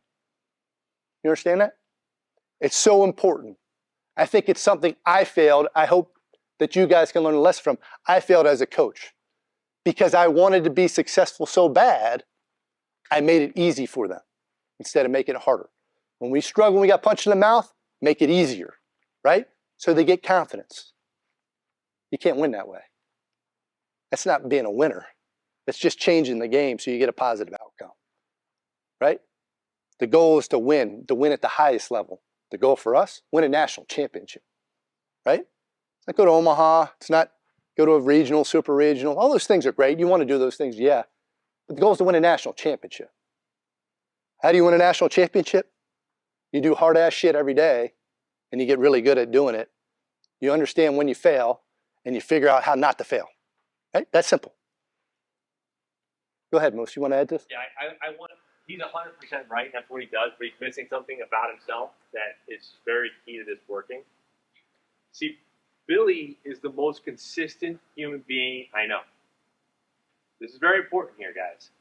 Yes, he wants him to do hard shit every day, but he runs 5 miles every day.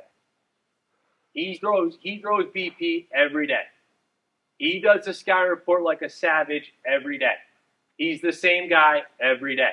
He breaks everyone's balls and has a good time every day. He does. It's the consistency. He doesn't tell them how great they are. He makes everything hard, but he does it in a way where they're having fun doing it, and he doesn't lie to them. That's why it works. He never deviates from that. At the end of the day, he's super objective. Did we win or did we lose? And he takes accountability. He never puts it on the players.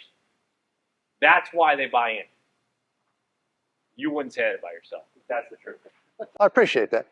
But yeah, I mean, look, I think that's what coaching is, right? I think that's what coaching is. I think it's, your kids got to know you love them. Your kids got to know you care about them, right? But your kids, if you're doing it with the right kids, if you're doing it at the right level, your kids want to struggle because they want to be the best that they can be. They want to struggle, right? They want to figure out what they can't do. And I think you have to do that. And yeah, does that consistency to that matter? It does. It does, because they know they can trust you, right? It gets back to what Casey was talking about a little bit, right? If they don't trust you, all you're doing is rolling out the balls, right? And you're collecting a paycheck, right? If they don't trust you, you don't get anything, right? And I think consistency gets trust. Consistency gets trust. And the simplest way I think about consistency, just talking about what Moose is like when I started coaching, I played at a small little Division I. I played at this place called Siena College. You guys know, it snowballs, man. It's like you play 10 home games a year. It's cold. It's all those things. But I played for a guy, and Tony Ross, same guy that Moose played for a little bit, and and that guy used to say to me all the time, I'm not going to ask you to do something I wouldn't do myself, right? And that's what consistency really is, right? I can't ask our players to do something I wouldn't do myself every single day, and I think I try and live by that, and that came from him. So yeah, I appreciate Moose chiming in with that, but I'll just finish by saying, like, that's my challenge to all you guys. That's my challenge to anybody who's in this game, right? Is build up some trust. Then build up some trust so you can create an environment where you really, really challenge your players on a day-to-day basis so they understand and learn what winning is. When they understand and learn what winning really, really is, they'll start to celebrate things that most people overlook because they're trying to have a certain bat speed number. They're trying to create an exit velocity number. They're trying to throw a ball a certain velocity, right? They'll start to celebrate things that they understand create a winning environment. They'll start to celebrate looking foolish, but trying something that's a little bit ridiculous, right? They'll start to celebrate that stuff. And I think that's what we all can do as stewards of the game, right? As part of the game. If we can create an environment that spreads, all of a sudden our baseball goes away from that zero-sum game to the fun product we all know and want it to be. Make sense? Fair enough? Me and Moose. So look, so I'll pull Moose up here again right now. Moose is me and Moose got to get out of here in a second. We had a little snafu with our rental car. Long story with old Mick man, our operations guy. So we got to head back to the airport because we got to get to the hotel because Moose got to speak again, and we got a couple things we want to do. So, any questions? Any questions? You want to open up for questions for just us two, so we can squeeze out of here? Is that all right? Yeah, for sure. By the way, one point that I want to bring up, I know there's a lot of colleges and college coaching staffs in here. One of the things that when we look at guys in high school that are looking to project at certain levels, and you check their academic profile, and then you see if their skill set and the metrics add up and they can play at the speed or whatever, they're going to go This guy's going to go to Ivy Leagues. Maybe he's an ACC guy. Maybe he's a low D1 guy, whatever. And you're trying to do that. Once you go and take the high school guy to the campus, whether it's a team camp or you're just walking around or whatever it is on one of those camps that they have now, the way recruiting is, I found that different colleges do their recruiting stuff a lot different. What I like about how they do it, and if you notice, if people have shitty cultures at their college, they hesitate to put current players with the tour of the guy. Or they'll put the guy that's the everyday starter that's been there for 3 years and he's having a great time to walk all the kids around and go, man, I love it. When I go there, they had guys walking around, players walking around that weren't everyday starters that hardly got in. And you ask them, how do you like it here? I fucking love it. Fucking great, man. This environment's great. I feel like I'm a part of something, everything else.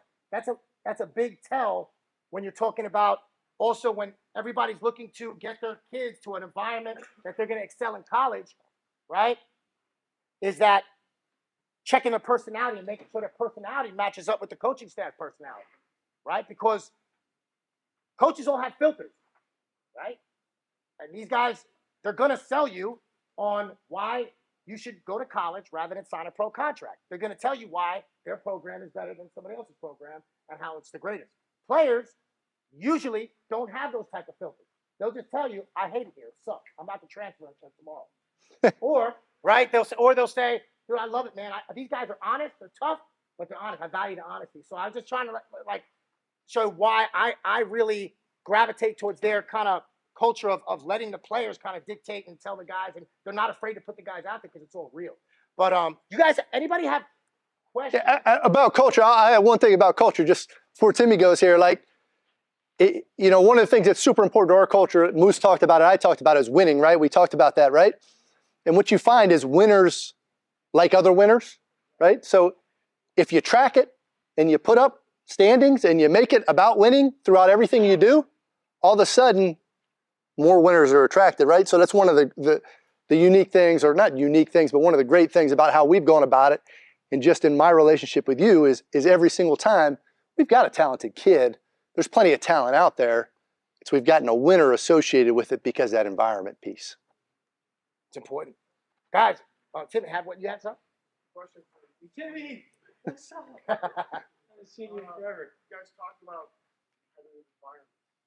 What's your favorite game, not non-game environment that you guys create both offensively and defensively? I have one. Well, so here, let me. I think they got to go hand in hand. I think it's really hard to just create it one offensively when you talk about it from a team perspective. So one of the things that we do most competitively is batting practice, right? And I'm not talking, we do it offensively. We chart everything that happens offensively, but we do it defensively, right? One of the things we chart every single day in batting practice is dives. How many times does a player dive on defense, right? We chart that every single day. And what's funny is your greatest winners, like your glue guys, right? The guys you talk about all the time, that single statistic, they'll win almost every single time. They'll dive more than anybody else, right? Because what they figure out is no piece is insignificant in this whole thing, right? And we talk about characteristics of winning and the sweat and those little small things, right? We had this little guy, right? Little redhead, right? I laugh because he's coming back to town next week. Justin Johnson. Any Royals guys in here? He's with the Royals. The Royals got better with this guy, right? And JJ was the single biggest piece that changed on our team last year, right? We had star power. We had Brock Wilkin. We had Nick Kurtz. We had Rhett Lauder. We had all these guys. And this little redhead from Lehigh, or Lafayette. Where is he? Lafayette? Lafayette. Yeah, I got it wrong. This little redhead from Lafayette came in every single day, right? And brought an energy that was different because of the way he went about it. So what is the most competitive thing that I loved? I love BP just as a drill, but we use it as an offensive and defensive drill. Play as many balls live as we can. And we get super competitive on the mound. We vary pitches, right? Like we do 2 strike rounds. Like you've scouted, right? You've come and seen us, right? As a scout, we got to be a little bit frustrated, right? So we're not getting in there and just throwing BP, right? We're spinning breaking balls in BP, right? We're throwing change-ups in BP. We're not telling you what's coming in BP, right? It's not all that common on a game day when you got 35 scouts sitting up there trying to chase your guys, right? You can get your guys to buy into doing that. That's when it's fun. And off of that, like, I think the big thing is we don't ever talk about, like, the pitchers and the hitters. Like, we're a team. Period. I think that's where things go wrong a lot. They talk about their craft as a pitcher. They talk about what they do as a hitter. Look, we throw a shot, we don't score, we don't win. It doesn't matter. Who cares? There's no egos. Another thing we talk a lot about is we want to be player-led, not coach-fed. Player-led, not coach-fed. We say it 5,000 times a day. So there's a couple little things that we do constantly. Like one thing he talks about celebrating the little things. This is all Billy's deal. He does a thing called Modita. After every win, it's a Mike Bianco thing I think he took from him, right? Yeah, Dan McDonald, so a couple of you. But celebrating the success of others, right? So after every win, we have a slideshow going in our place of guys just celebrating with the score and celebrating. That's one thing we do. Another thing we do, LOEs. Ty Blankmeyer actually started this, who's at Duke right now. I don't know if Ty's in here right now. But lack of efforts, right? So we break balls a lot, right? So, like, if a guy doesn't run a hard 90, you'll hear everyone in our dugout go, LOE, LOE, LOE. We show video. So all of our inter-squad scrimmages, live defense, batting practice, everything's on film, like football. We go into our video room and we show it. If a guy doesn't make a play or dogs something or has bad body language, the entire room the next day is LOEing him. Conversely, if a guy goes a hard 90 or makes a play to save lays out in the 6 hole and doesn't allow a guy to advance, the whole team's celebrating it. Everything is celebrated. Everything, whether it's lack of effort or getting after it, don't matter. If I get on the pitchers in a game, if like we're facing Paul Skeens and he's shoving it up our ass, right? We need some quality at bats because we have to get to the bullpen. And if we have a couple quality at bats and our pitchers aren't celebrating it, that's a problem. I'm not happy. Yes, I'm a pitching coach, but I don't care about our ERA. If I cared about our ERA, I wouldn't have gone to the smallest ballpark in the world, right? It's like the Grand Canyon. Games, right? So the thing I think that gets lost so often is, you see it all over baseball, we get so skill-specific in training the skill that we forget to train the sport. It's a game. It's a game. My favorite thing we do, beat the infielders. So our outfielders get out there and he'll throw BP, and they're taking live reps, and there's no outfield. It's just the infield out there. And the pitchers are out there like basically heckling and grandstanding, everybody. We don't do team defense ever without the pitchers, hitters, outfielders, everybody involved. We track a winner and a loser every day. When you walk into our facility, every day they're split up in teams, and you have a winning percentage next to your name. One of our best players this fall was 2-22. 3-20. 3-20. Became a running joke. We pick teams all the time. He get picked last. He's like one of our best players. A lot of the games we play, he has no impact on whether he wins or loses the game. He can't impact it, right? But he's on the team and say, hey, sorry about it. You found a way to lose. You didn't find a way to win. So he stopped getting picked. He's one of our best players, right? Everything, every day, consistency. Who's a winner? Who's a loser? Find a way. And then you get off of like the personal aspect of it being on you. It's supporting others, finding a way. If you're a pitcher and we're not scoring any runs, pick up a damn towel. Find a towel. Do something. You know what I mean? And so that's what we talk about this all the time. You know, like we're really lucky that some of our best players or our best winners. Rhett Lauder is one of the best winners I've ever met in my life. You want to hear a cool thing about? Why did he become the best winner? He became the best winner because he lost a lot. That dude was like 80 to 83 in high school and would find ways to win. He lost a lot, so he had to learn to fail to get to the other side. Well, and when he came in and talked to our pitchers last year, and they were like, you know, we have some guys that like, you know, going to get drafted or whatever, and they're worried about like living up to expectations. So I had him come in and talk to everybody about how to deal with expectations. Because he was the ACC pitcher of the year before, and there only ever been one back-to-back ACC pitcher of the year, right? And then he had a better year the next year. So I said, Red, I want you to talk to everybody about how you handled it. And he gets in front of the room. He says, very simple. I had one goal all year, one goal. And my only goal was to outlast the starting pitcher on the other team. Because if I outlasted the starting pitcher on the other team, we won. And I outlasted the starting pitcher on the other team every single game, except when Skeens went 7 and he went 6. Or I think he went 7 and Skeens went 8. The only game all year. The only game that he started, we lost. It's not about that. It's about the team. And in today's world where everyone's about the NIL and the portal and what's good for them, They lose sight of it. But the funny thing is, when they're a part of it, they love it. They crave it. And when everybody in the room is speaking the same language, then it becomes a thing. I tell him to pick apart pitchers when he has tells. When they can run on guys, hey, exploit the shit out of them. Abuse them. If he's a 1-6 to the plate, run on his ass all day. Make it till he has to make a change. When hitters can't hit a changeup, hey, you're getting juggy changeup till you learn how to hit the damn thing. I don't want to hear it. First pitch to the inter squad, you're getting a combio. Sorry about it. Figure it out. But then we celebrate. If a guy finally catches a barrel on a changeup, I'm not mad he hit it, that he caught a barrel. I'm celebrating the fact that he hit the first barrel on a changeup since Vietnam. You know what I mean? I'm like, let's go, man. You just finally got off on a changeup. Let's go. About time you made an adjustment. I'm bad. And it's that way back and forth. And I think we get so blinders on oh, we gotta make this good, and I'm doing this and I'm doing this right. Dude, nobody cares. Did you win or lose? You know what I mean? Did you have fun doing it? That's why I love working with him. That's why I came to Wake. He's why I came to Wake. He recruited me in college, and I liked them, and I could trust them, so I came here. That's the biggest thing that I've done in my career, is I've been lucky. I only have gotten an opportunity to work with people that I love working with. And I think people lose sight of this all the time. If you don't love what you're doing and you're not excited to get there and get to work, how can you create an environment? I don't care if you're working in a facility or you're working on a team. Love for what you're doing is the ultimate. And that's how you get to flow state. Yep. You got to love what you're doing. I'm going to let him talk about flow state because we got to get the rental talk. But in all honesty, how, I think one of the challenges if you have a facility is how do you create that? How can you? And I mean, we don't have the answer to that. Obviously, we don't have the answer in our program. We're still learning how to do it. But how can you create that environment? And I think that's the goal if you can do that. I think you want to talk about how do you make the business side of it profitable? Because kids want to be in it. Kids want. I mean, you look at it at our place right now. We're so fortunate. We have so many of those guys that come back and spend all off season there. It's crazy. What other questions? Any other questions for Wake before they leave, guys? Anybody? There's no stupid question here.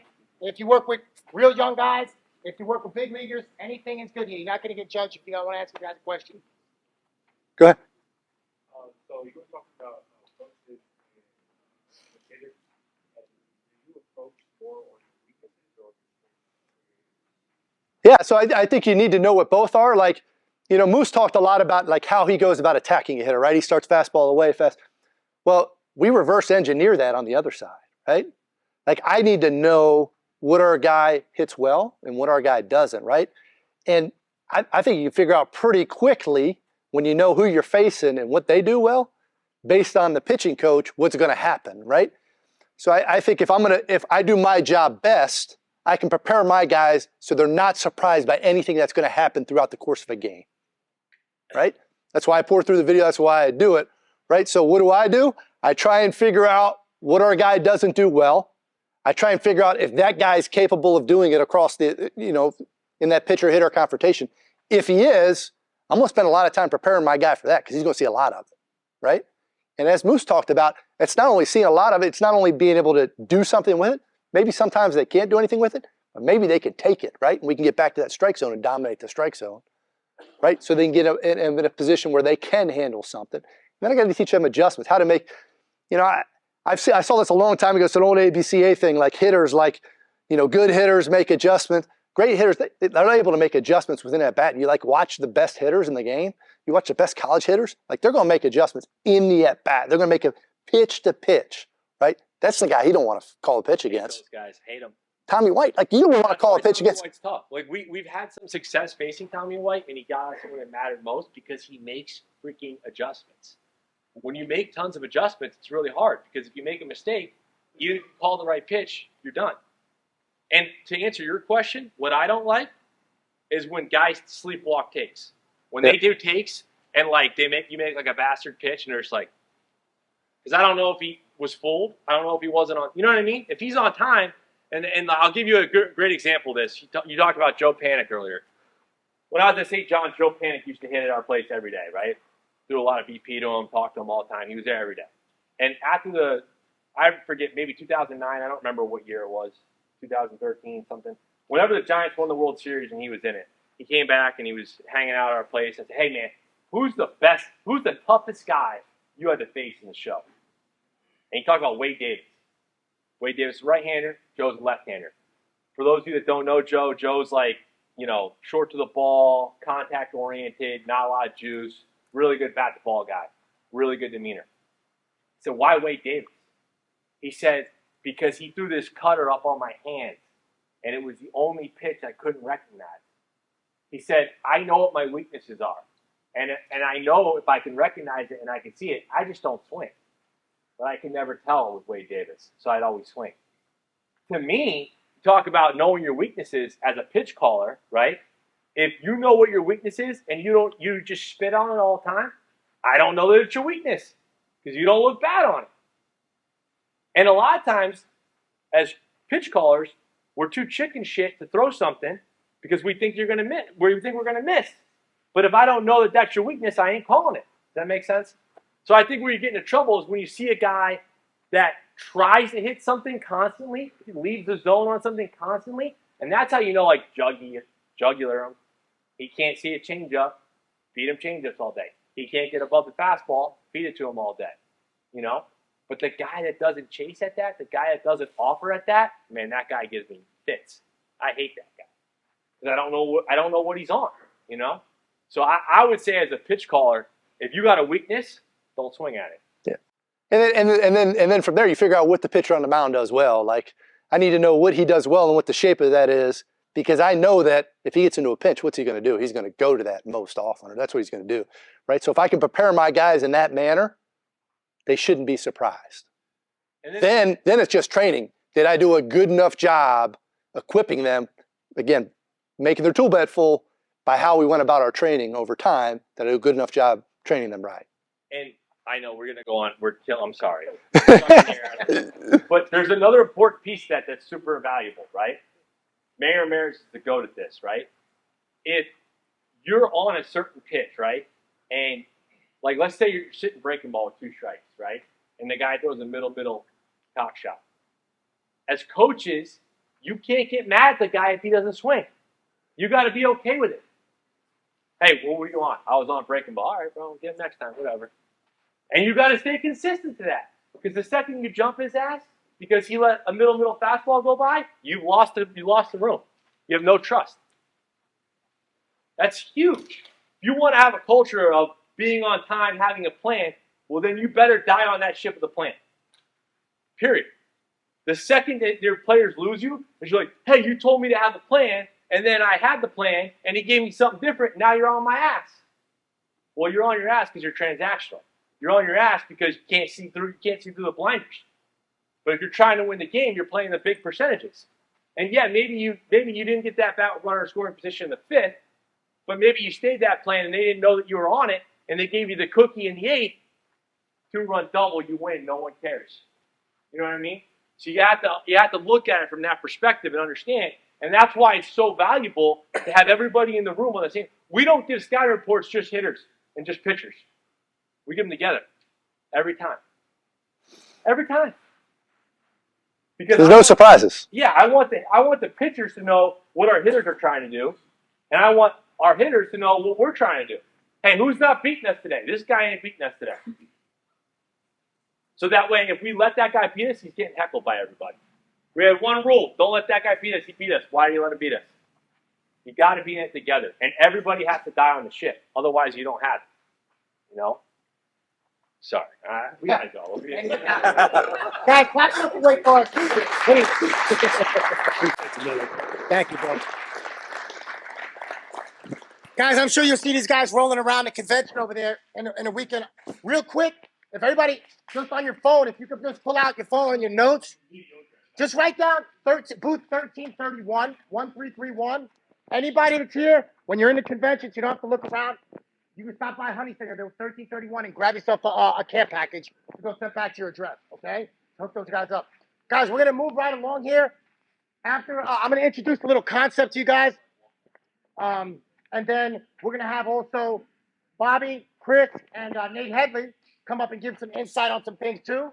But I think it'll be a pretty interesting concept for a lot of you guys in here that work with hitters in facilities that work on mechanical stuff, and maybe also guys that are coaching guys on the field.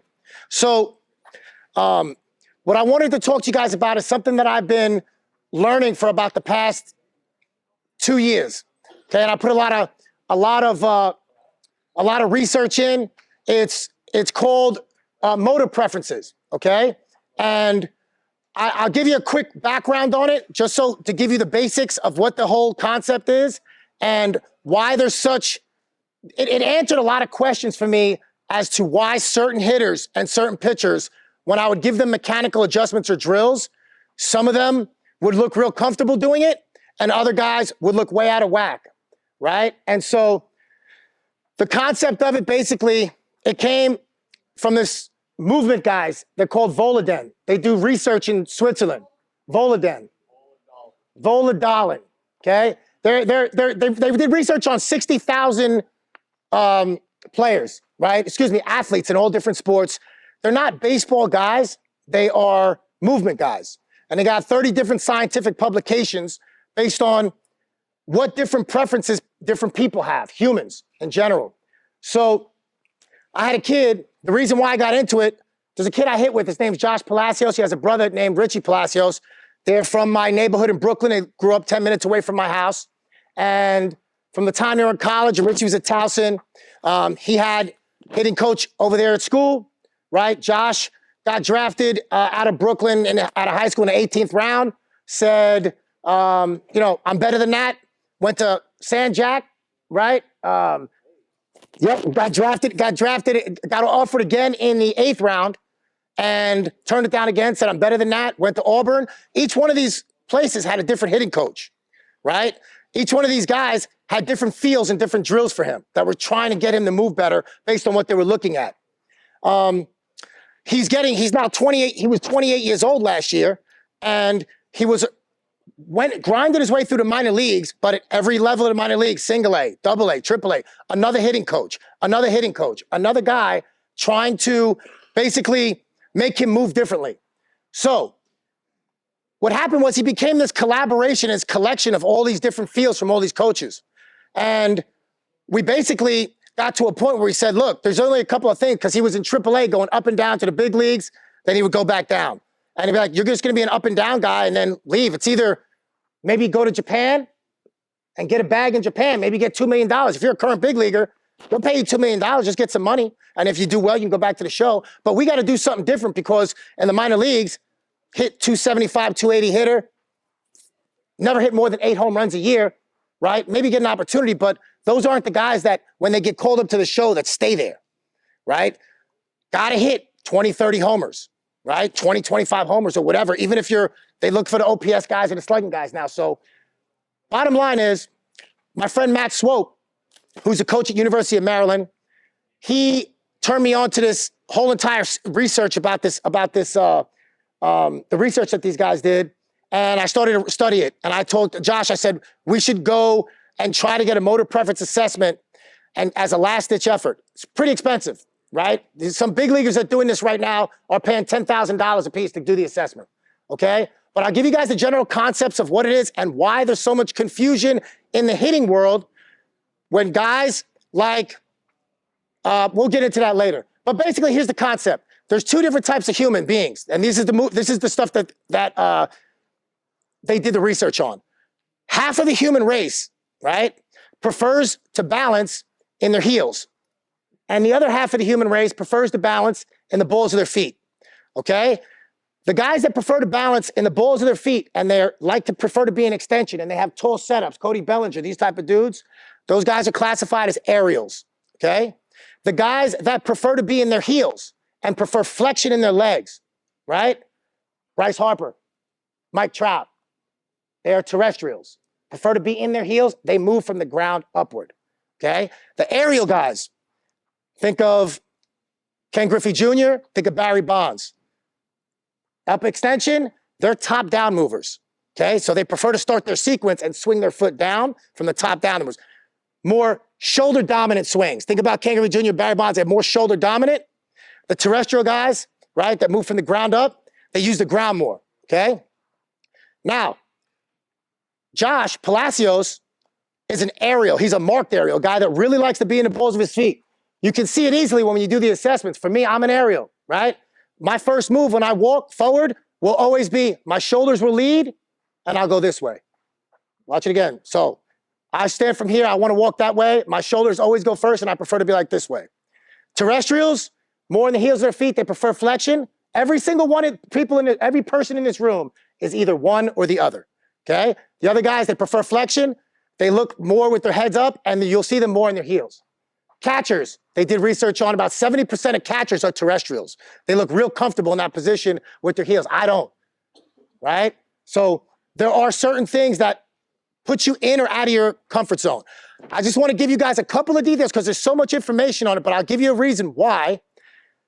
If you train everybody the same way with any foundational drills, about half of them are going to have some success and the other half aren't.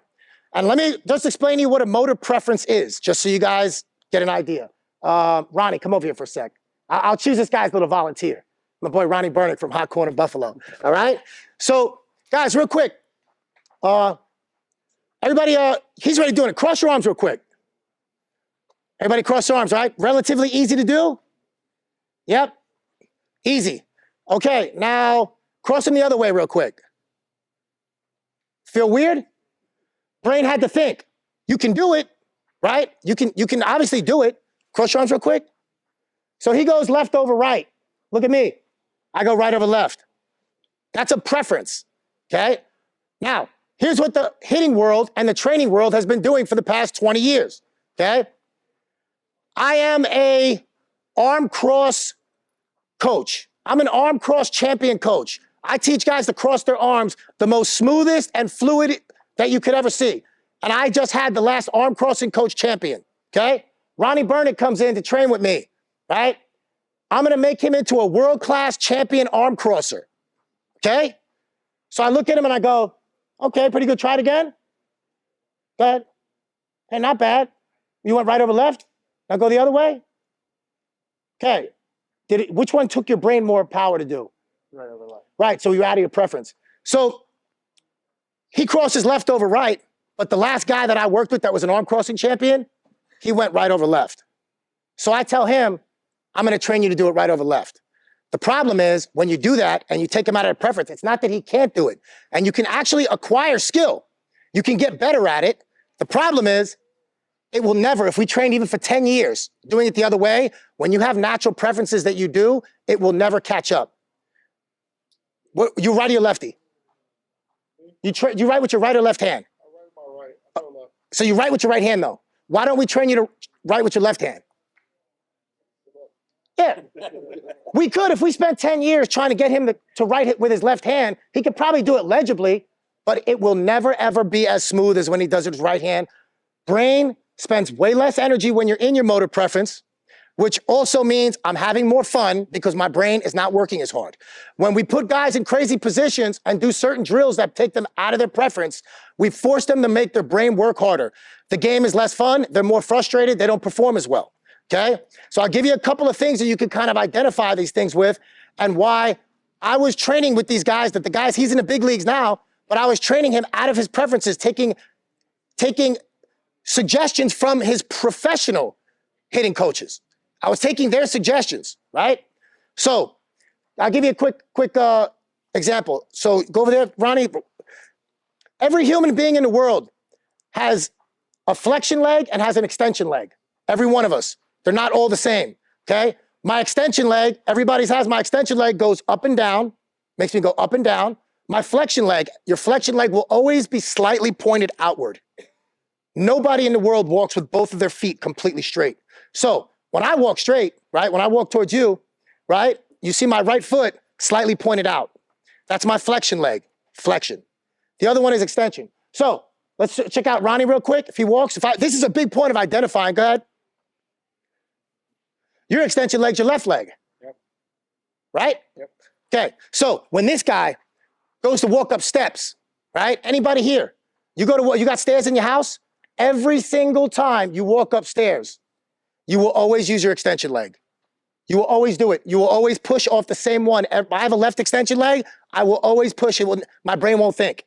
I will have to actually think about putting my right leg up and it's gonna feel weird as fuck, right? So, going further, why is this important, right? Why is this important? Because I'll give you a quick example just to show you, because I'm gonna give you guys, if you like the idea of this and wanna get more into the details, I'm gonna send you to the guy at the convention and you can go more in depth with it. But just understand what we're doing here and why the different hitting coaches fight. The guys that work on ground up stuff and the guy that work on top down stuff, why they're fighting. Nobody's right and nobody's wrong. The problem is 50% of the human race is one way and the other 50%. So if I'm training a top down mover to move from the ground up, which was Josh Palacios, right? He's gonna be frustrated. And all that happens is that when you're in the game, we talked about arm crossing, we can force any position we want. What's gonna happen in game when I try to perform, my brain, I'm gonna fight, my body's gonna fight to get back to my natural preference and then go, which will cause a slight pause, right? Which is not good. So, real quick, so Ronnie here, we don't know if he's an aerial or terrestrial, but we can kind of find out a little bit. So I would put him kind of 50-50 in the balls of his feet, right? And kind of have him be an extension, almost like there's a string from here coming up out of his head, right? So a little bit forward, right? And just stay there for a second, right? Pretty strong, pretty sturdy, right? Now, if he prefers being in his heels, let's go flexion your legs, heels, put your arms a little back, arms down, back a little bit, right? You're in flexion now. More flexion here, right? No stability. Definitely do not want to be set up. Optimal setup would not be for him there. Now, once I figure out if he does prefer to balance in his heels or he prefers to balance in the balls of his feet, we have to figure out what point in his foot actually is his most optimal balance point. Every single one of you guys in here has a number 1, number 2, number 3, and number 4. It's a move dial, okay? So for him personally, we know he likes to be in the balls of his feet and he doesn't prefer to be in his heels. He doesn't have the most balance and coordination. What we're talking about here is balance and coordination. We're not talking about mechanics. So the way that, say, Driveline does it, I'll just use them as an example, and they do good with their systems, whatever systems they have. The way that everybody has done it is we test the metrics, right? Here's this, I swung a bat, right? I got a bunch of suction cups all over me like I'm doing EA Sports and Madden, right? And then they show me what the swing produced. This was the force. This was the spat speed. This is this, right? But they don't ever tell you how the move happened. They just basically give you the readout. This is what you did. This is the numbers it brought out. Nobody here can tell us how it happened. Because why? It's an invisible process that happens, right? If I go like this and say, hey, grab these keys, looks pretty simple, right? That's like one of the most complex moves that you could possibly think of. It's just nobody can tell you how it happened. If anybody could say how my brain told my central nervous system to move my hand and my shoulder to my finger to open it up and how my vision worked, it's an invisible process. So what we're talking about here is how do I get my players to be in the most balanced and coordinated position? This is not mechanics. When you see that little skeleton, right, that they show you, that's just a structure. It's a bone structure. It has nothing to do with balance and coordination. That's a totally different thing, right? So with Ronnie here, we'll say put a little bit of pressure on the left ball of your foot, right? And just leave your arms down, more an extension, prefer to be an extension, right? Solid, okay? Now I know from doing this a while that his worst balance point is gonna be in his left heel, okay? The worst. He should stay away from that. We'll go. So try to go into your left heel, right? In that point, he's going to have no stability in this position. What does that mean when we coach the training? Is that if I know a guy prefers to be in the balls of his feet, and I do a fuck ton of heel connection drills with him, which is what I did with Josh Palacios, because his organization had him saying, hey man, we need to do no stride drills, both heels in the ground, and just work on your bat path. Well, basically, what you're doing is forcing him out of his preference, right? He prefers to be in the ball of his feet, and when he would do it, his swing would get mad long, and you'd be front toss, and the guy's like swinging and clipping balls in front toss on angle. Easy drill, pro hitter. Why are you swinging missing? But another guy that's the terrestrial prefers to be in his heels, man, that guy's gonna feel electric.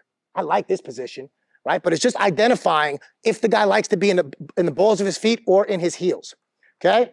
So the other thing we would say with Ronnie here is everybody has another preference. Do I like to see vertical lines or I'd like to see horizontal lines? There's a million of these. I can't go into all of them, but I just want to make sure, I want you guys to know that it's a real thing. So let's see, if he puts his arms vertical here, let's just go vertical here.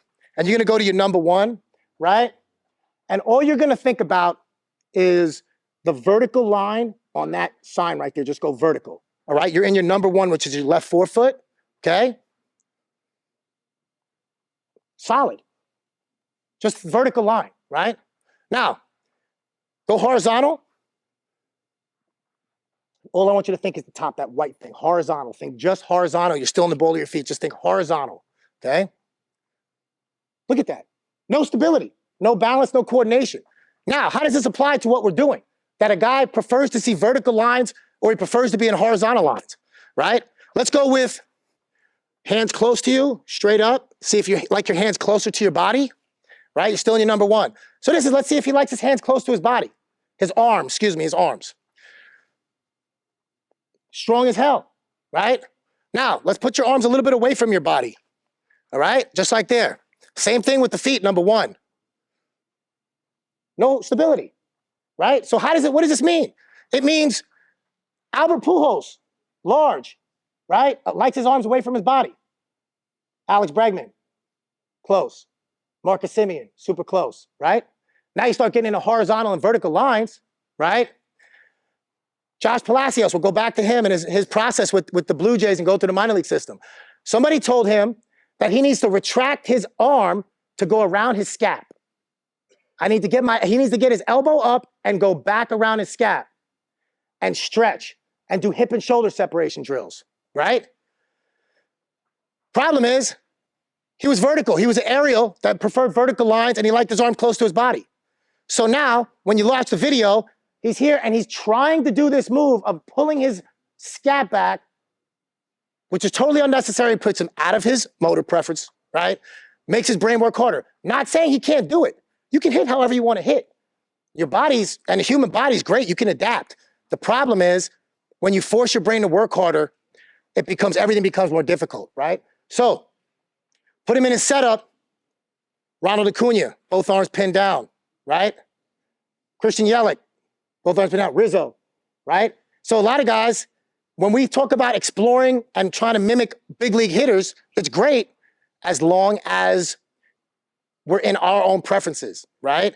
And so one of the things that I think that, guys fight about, and this was a big one too, the extension and flexion leg, the big one. I want to go back to that for a second. If his extension leg is his left leg, which Josh Palacios had a right flexion leg and a left extension leg. So he could be strong in this one, but he was in his extension leg, he preferred to be upright.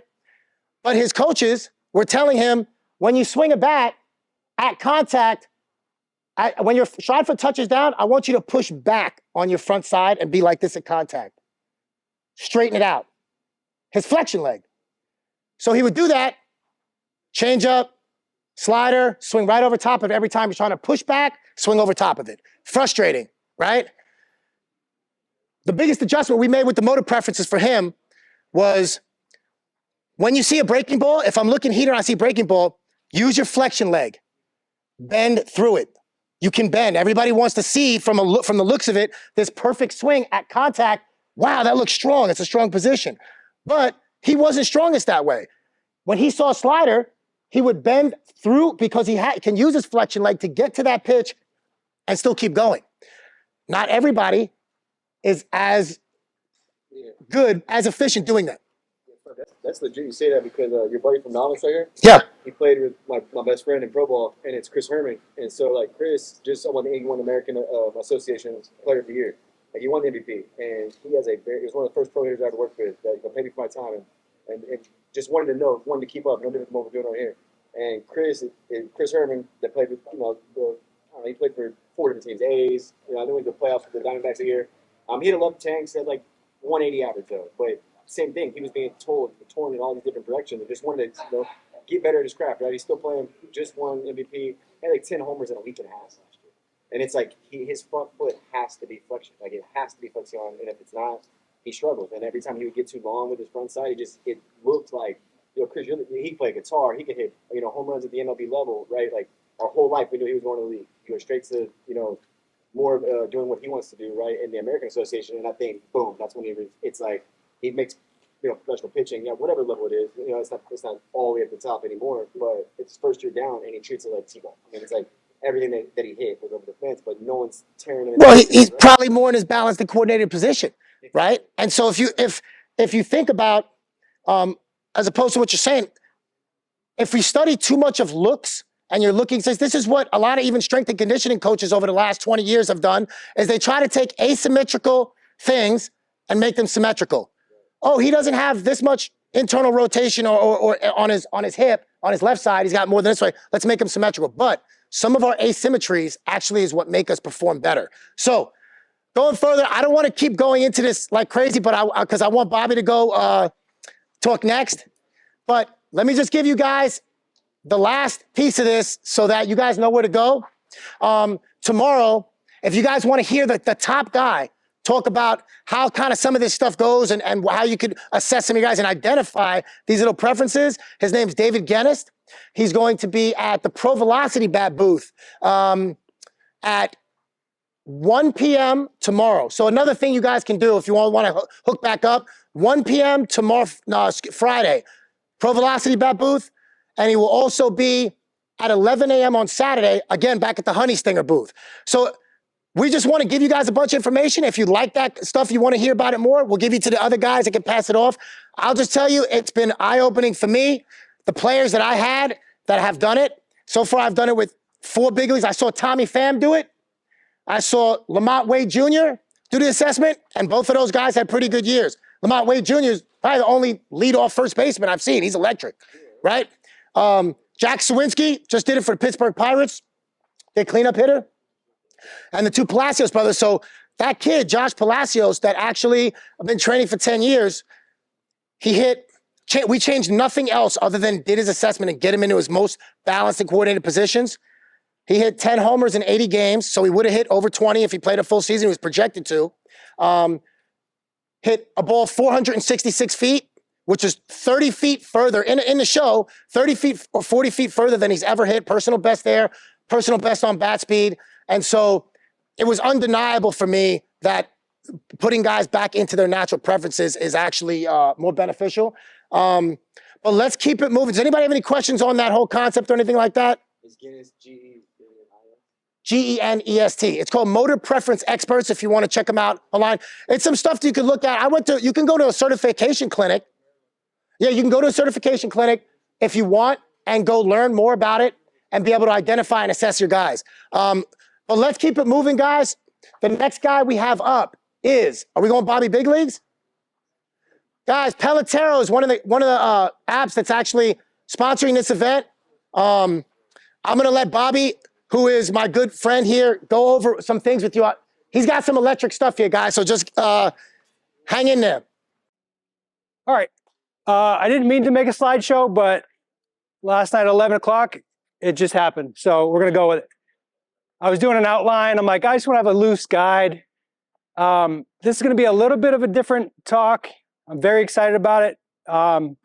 If you guys have been following me on Twitter, I apologize, kind of. We need to change the conversation. So this is going to be a big part of that. So I used to be a BP thrower. That's a joke, hitting coach. I don't do this anymore because I'm a tech entrepreneur, which means I just sit at a desk all day, look at a computer, and try to make really cool shit for you guys. So it's fun. I'm always a hitting guy, though. This is Christmas Day. I wanted to try to feel something, so I went in the garage, started taking swings because I'm a hitting guy. I can't help myself. Format for this, we're going to do a little bit of background and context. I'm going to talk about some new stuff that I'm very excited about. I've been putting content out for 15 years almost. This is the best information I've ever had. I've never had more clarity about the swing. Very excited to share it. So we're going to do that. We're going to tie that into the game stuff. And then I just want to talk about what I'm excited about. This is like 70 slides. I'm going to go quick, so keep up. all right? I hope you get a lot out of this. This is a conversation. There's a lot of familiar faces in this room. There's a lot of new faces in this room. Pumped to see you guys. Pumped, like, I love this weekend. Like, we're all fighting the same battle. So we get to have those conversations. If you have any questions, find me, talk to me. If anybody that's interacted with me, I am an open book with this stuff. Just talk to me. Building software has shifted my mindset. So we've been building software for 4 years.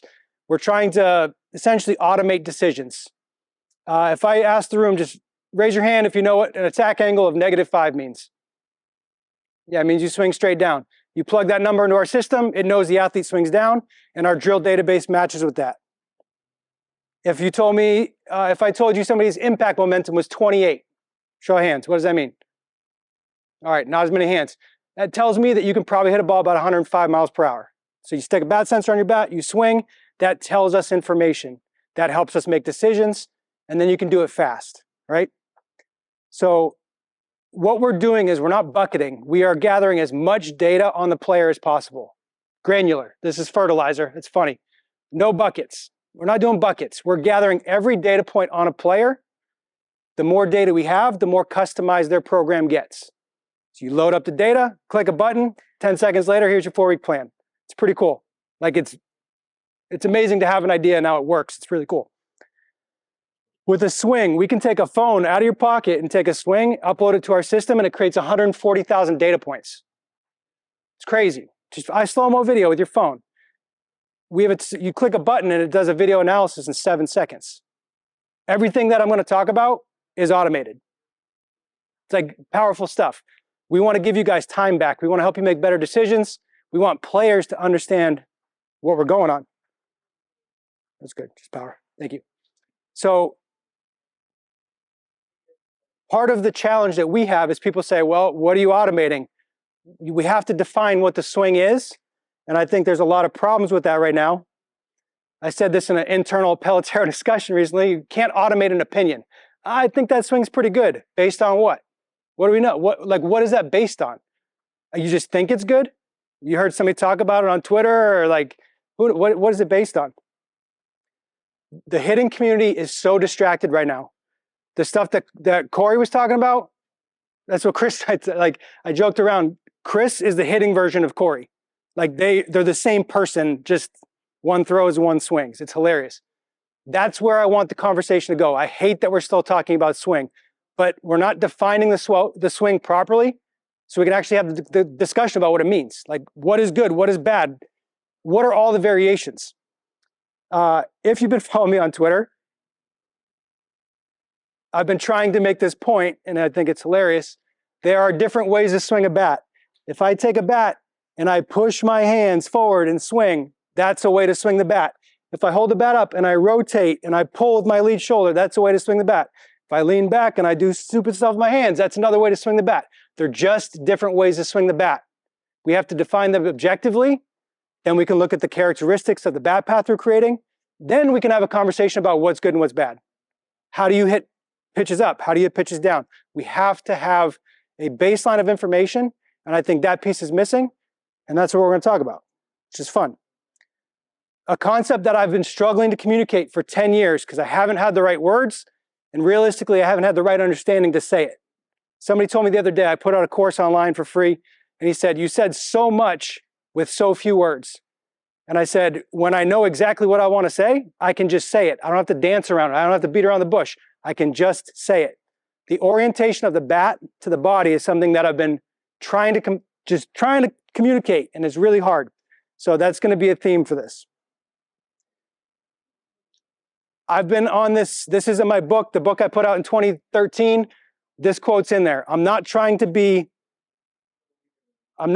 make things more simple or simpler. I'm trying to make it simple.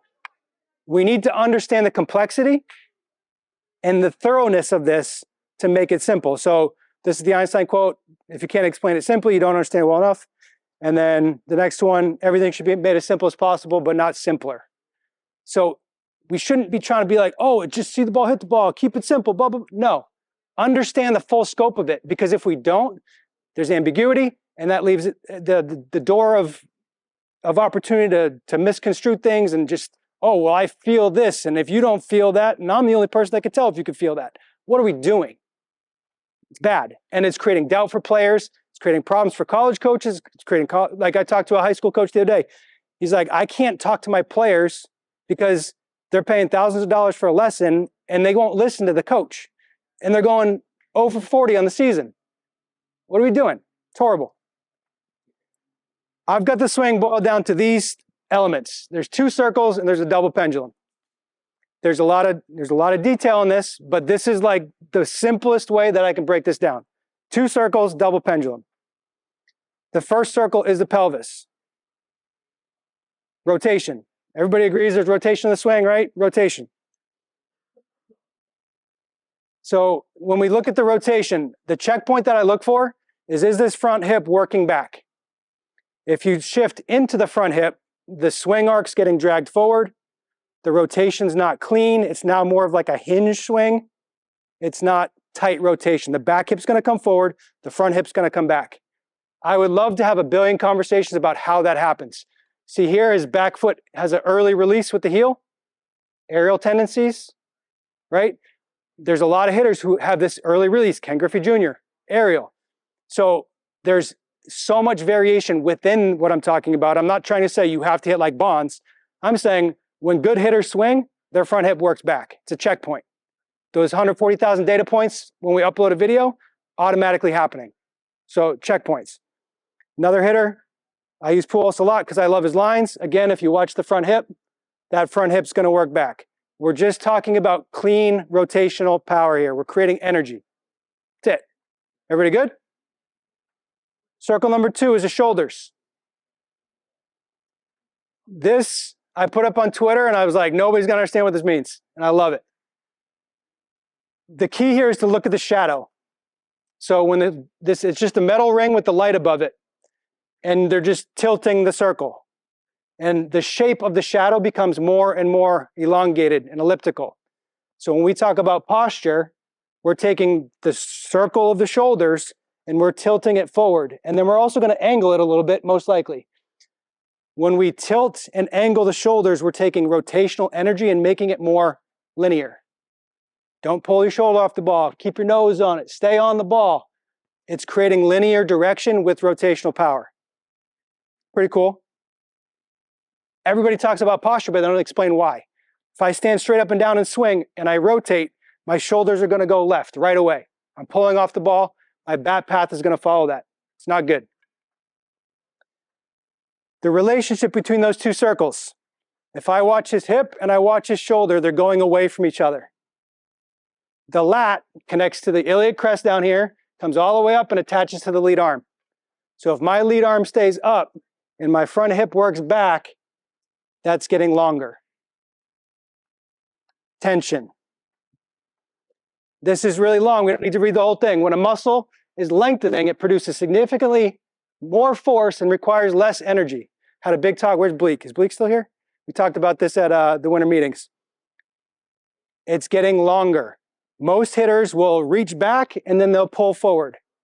I've described the swing as it's way less than you think it is. Dale, did I ever say that to you? It's less than you think it is. You felt that effortless power and you're like, oh, it's just over. Maybe it was a high fastball and you went, and the swing just happened. You didn't do one thing and then do another thing. It all happened together. It's simultaneous. On Twitter, I keep talking about coordinated movement. All these things happen together. And then this is just like, they've been doing this for 100 years. I'm not making this up. It's in a medical journal. I just am good at Google, so I found it. Next to the double pendulum. If you look up what a double pendulum is, you'll find the word chaotic. So this is my little Dicky reference. This one is the Wikipedia image, and it's like flimsy, right? It's flipping around, it's doing all this weird stuff. It's not coordinated. It's not on purpose. Every once in a while, it kind of slide into it. It's like, hey, it'll catch it for a minute. It's a direct quote. So we've got this like weird flinging thing going around, and then this one, it's a little more coordinated. It starts to look like a swing a little bit. So the question is, how do we create this? There's a missing link. Freddie, get close for this one. There's a missing link between the hands and the lead arm. We just talked about how the lat gets engaged. So the shoulder and the hands become that the pivot points of that double pendulum. But if we're not connected, what most players do, they just reach back and they get their hand set. There's no engagement. They have no way to activate this bat. And we're going to talk about style in a second, so don't freak out about style. When I talk about tension and pressure and the grip, I'm talking about how is this arm getting engaged so the lead arm can now work with this bat. We don't have to just use our hands to do this. I'm not trying to make up that the bat's going to work flatter. It's going to get on plane. It might start on plane. It might start vertical. It might swirl. There's different ways to get there, but we want this bat to end up on plane with the shoulders when we swing. Does anybody disagree with that? If we see a swing that's super steep and it's coming in like this, it's not good. How we create tension. Easiest way to feel this is you hold the bat and you just push into your thumb. Push into like the crease of your thumb. And you can start to feel engagement. And now when I move this arm, the bat's leveraged. Now my whole arm is turned into a lever. Not just my hands and my wrists, the whole arm. And that arm is now connected all the way down, and now I've got balance throughout my whole body.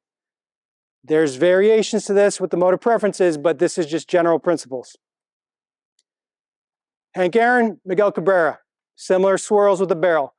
Hank flows it around. It's like building a wave of energy. Cabrera's a little bit tighter in terms of like the looseness of it, but similar actions here. I hate seeing kids on Twitter doing drills where they're like rigid, stiff. I hate it. How do we dance with the pitcher? How do we build timing? How do we have flow? We have to have rhythm. Good hitters have rhythm. There's a billion different ways to do it, but good hitters have rhythm.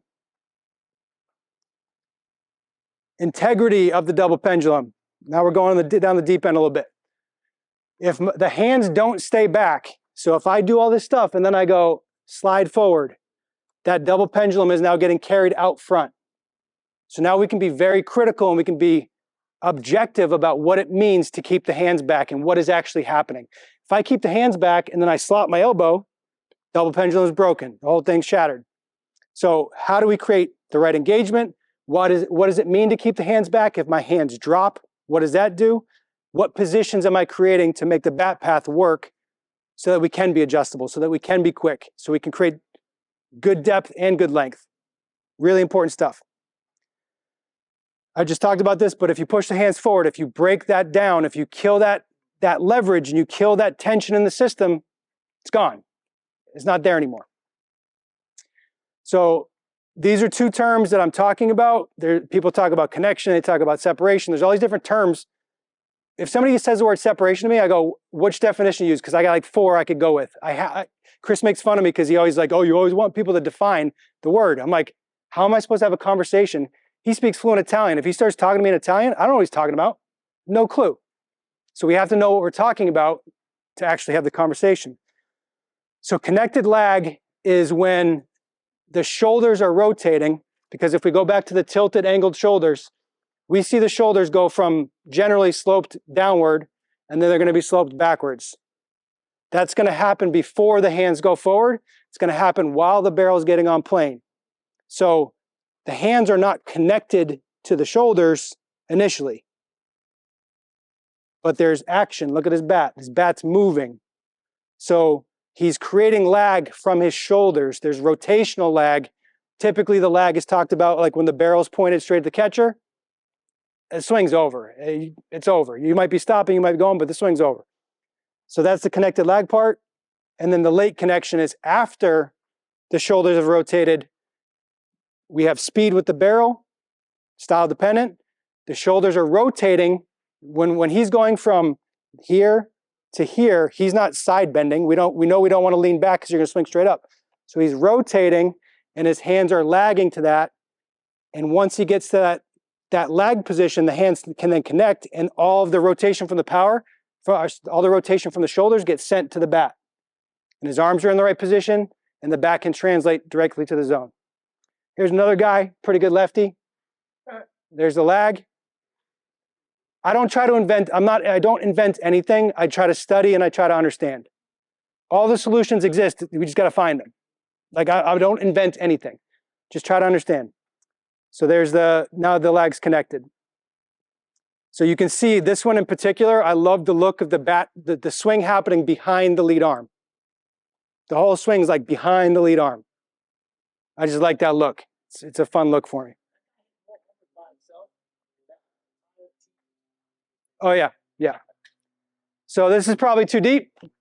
The barrels twist into the plane. So when you go from like, think of like a David Ortiz, he's down like this. The twisting, the arcing of this bat creates stability in the double pendulum. We looked at the one that was all flimsy, going all over the place. The movement creates stability in that. That's probably too deep, so I'm gonna hit you with the meme.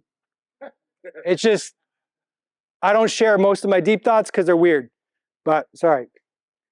Next one. This is where the scissor, for me, becomes very important to understand.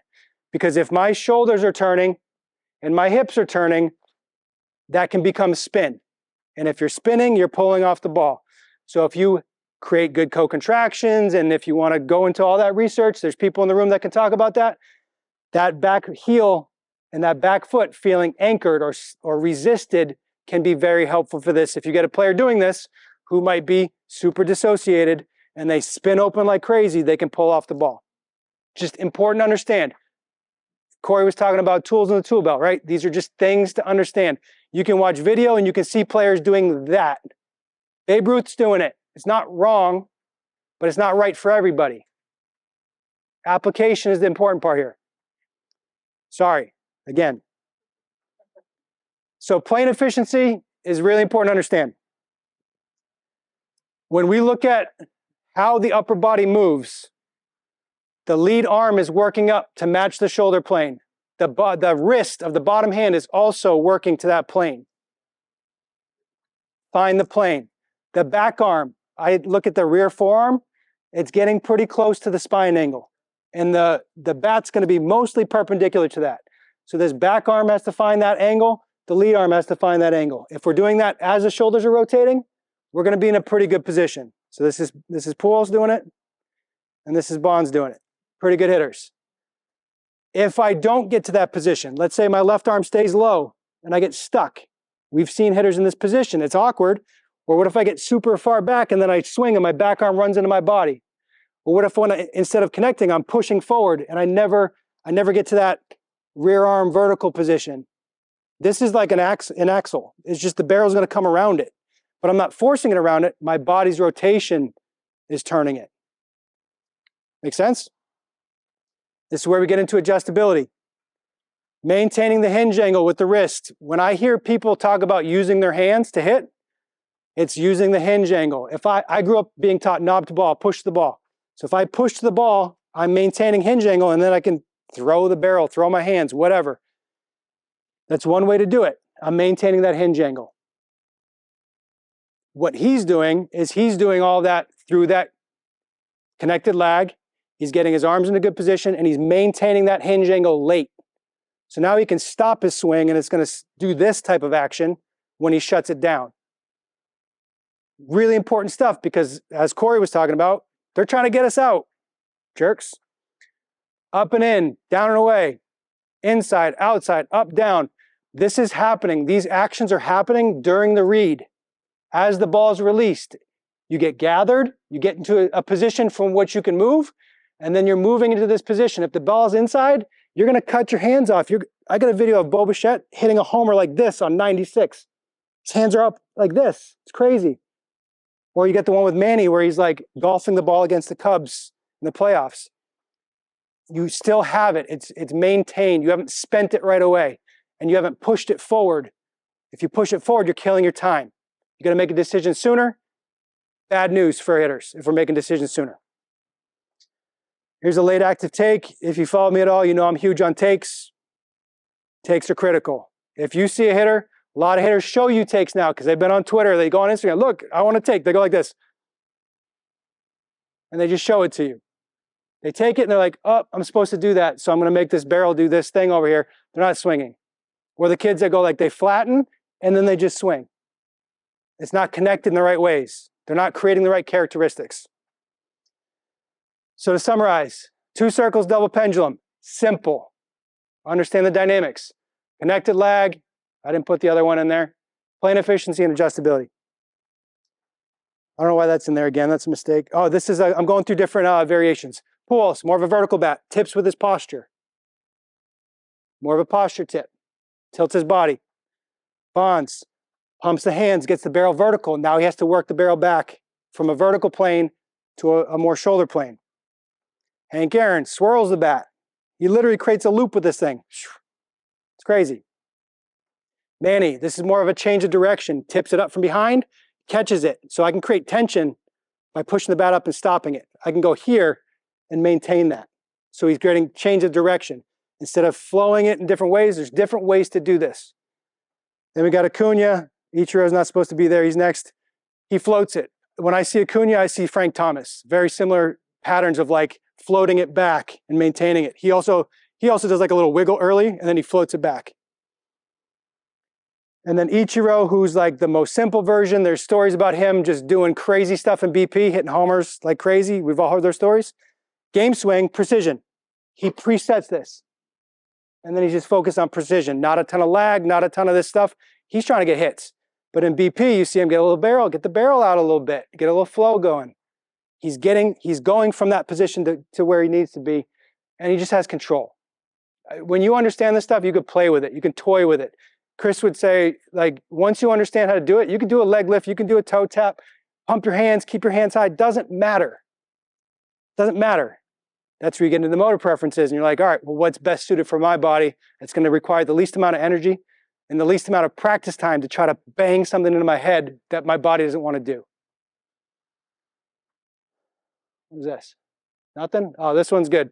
This is just a video of Bonds just telling everybody we just didn't pay attention. Just get there. Just get there. If you get there, you got a chance, a good chance. Another meme. Nice job. So why does this matter? This is like version, I don't know, John, how far along it goes? This is the type of stuff that we're working on to make this stuff automated. Corey and the Wake staff talking about doing reports. Our number one criteria, are you on time with your gather? Got to be on time with your gather. If you're not ready to read the pitch, you have no chance. If you are making adjustments without understanding if the hitter's on time, you're not fixing the root cause. You're wasting your time. From there, we want to be doing things to understand velocity thresholds. So understanding pitch velocity, what's your timing, what's your accuracy, what's your in-zone swing and miss, what are your chase rates based on velocity? Where do you start to break down? Because all of this swing stuff doesn't matter if you can't get hits in the game. It just doesn't matter. So we're building out tools to capture better game data to make this stuff relevant and actionable without taking who knows how long building spreadsheets to try to process this stuff. So this is like a pretty big thing. We're looking at zone control. These are all the different characteristics and data that we can collect to support these things. So like if you have a velocity breakdown, your bat speed, if you break down at 90 and your bat speed 62, you're just not quick enough. You're never going to hit that speed unless you're sitting. But I would rather have the conversation with the kid and say, look, this kid's throwing beyond your capability, so you have to sit pitches. It's your only chance. Instead of him going up there going, I got to try to hit everything. You got to give him permission to take a chance against certain pitchers. If I was facing Skeens, I'm taking my chances. I'm sitting on something. I can't hit that. Take your chances. So this is pretty big. So we're going zone stuff, inside pitches, outside pitches. Again, like if we go into, what category is this? Outside pitches. So we got exit velo, oppo, horizontal movement with the hands. So am I pushing my hands forward? If I push my hands forward, I can't hit the outside pitch. So we track that. Ball spin. Do you slice the ball? Are you coming around it? Back elbow position. If I'm behind with my back elbow, I'm not going to drive the ball away. So we're stacking all of the athlete's data to help build this approach. We want to be able to do this automatically. Upload a video, upload your bat sensor data, get good game data, click a button. Fast. Better conversations, better decisions. So that's fun. And then I'm going to finish up. I told you I was going to go fast. Hopefully this has been fast. What am I excited about? So motor preferences, I'm really big on. I had a conversation with Swope the other day, Matt Swope. 90-minute conversation. I said, do motor preferences dictate technique, or do the preferences happen within technique? Just a cool conversation. We chopped it up for 90 minutes. I can't wait to see the witch. We're going to chop it up. DMs all the time. Guys, this is an ongoing conversation. We always have an opportunity to get better. Have the conversations. MPs is legit. It's a real thing. we're partnered with Hitting Approach. John is here. Josh is here. Josh is the developer. We're creating metrics for timing. We're creating metrics for accuracy. The way we're tracking the game is different, and it's meaningful. So we can take data from games tracked and Hitting Approach, download that into our system, and we run it through like 100 formulas instantly so we can build you a game day plan. You tell us what your starting pitcher's like. Oh, he throws riding four seams. Okay, this is how you do against that. This is your pregame work. Click a button. It's done. Really cool stuff. Take your phone out of your pocket and create data. It's powerful. How do we use the tools that we already have and get more value out of them? Everybody's got an iPhone. I want moms taking video. My mom was my coach growing up. So like, take your phone out, get a video, make it meaningful. It's really cool. Don't need sensors. Just take your phone out and take a video. I was trying to get these guys here, but we overlapped into the trade show.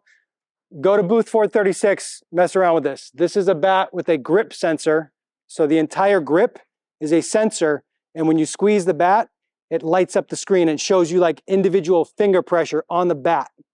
Nasty. Like this was at the winter meetings and I was just geeking out. I kept going over the booth, wanted to touch it, wanted to feel it, because I want to know when pressure is created, how pressure is created, and the orientation of that pressure.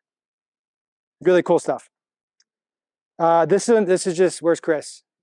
See, standards. Planting, this is me planting a seed. The industry in general lacks standards, and we're changing that. So just pay attention. I'll say pay attention. And then just Pelotero, we're working our butts off. We're trying to make some really cool stuff. So I'm pretty excited about that. What am I most excited about? I want to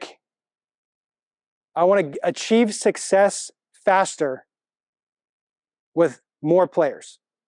So if you look at if you run a coaching business and you go, hey, what percentage of my players did actually get better?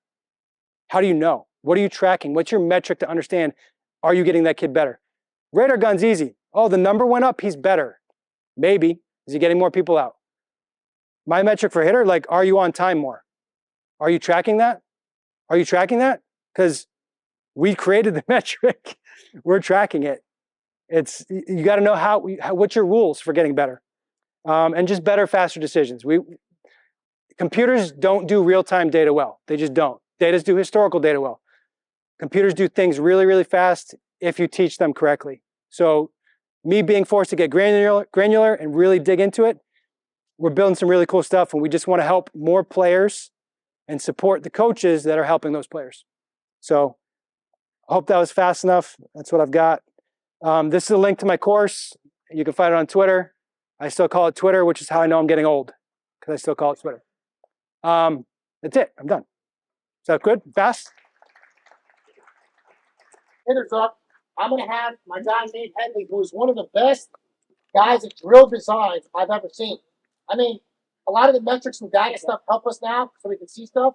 But when you're talking about a guy that can just look and see how a guy moves and then design a drill for him, or try to help him that way, this guy's like a genius when it comes to that. He's going to talk to you a little bit about how he works with 108. These guys are extremely, extremely good with movement stuff. And they're gonna kind of take you through their process at 108, how they would basically go through it with a hitter. Again, there's things to look at. And if you have questions, you can always hook. Guys, give it up for Nate Headley real quick. First of all, appreciate you guys having me. This is a very humbling opportunity for me. Real quick, this is just simply for you young coaches out there that are trying to advance in this industry, in this game. I'm a perfect example of someone who did not play this game at a very high level.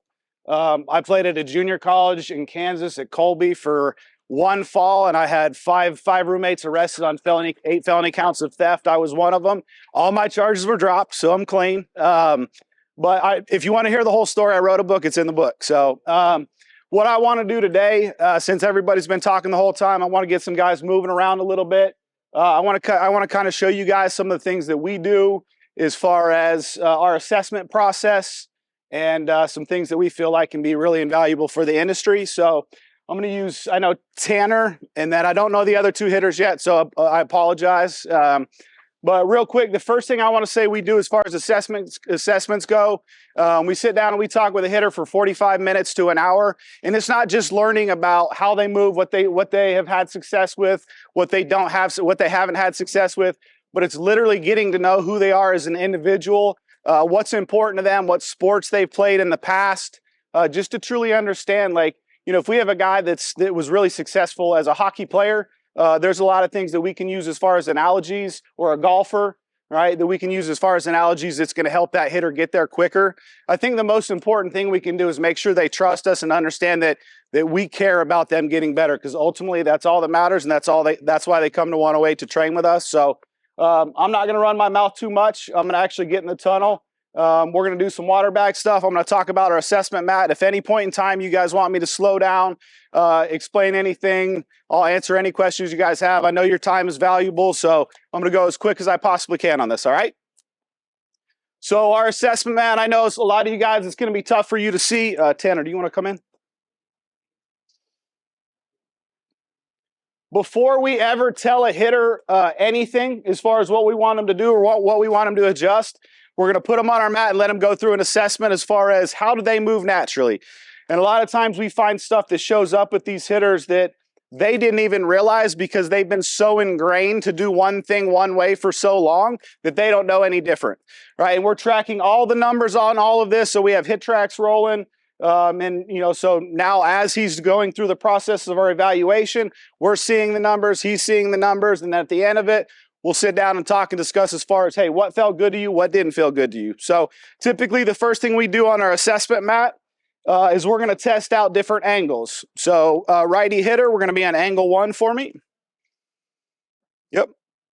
So we'll go on angle 1, which is going to be an open stance for a righty. All right, we're going to set the tee up pretty much middle here, allow him to work through 3 or 4 swings off of the tee. We also do this assessment on flips as well, because we understand there's a timing aspect to it as well.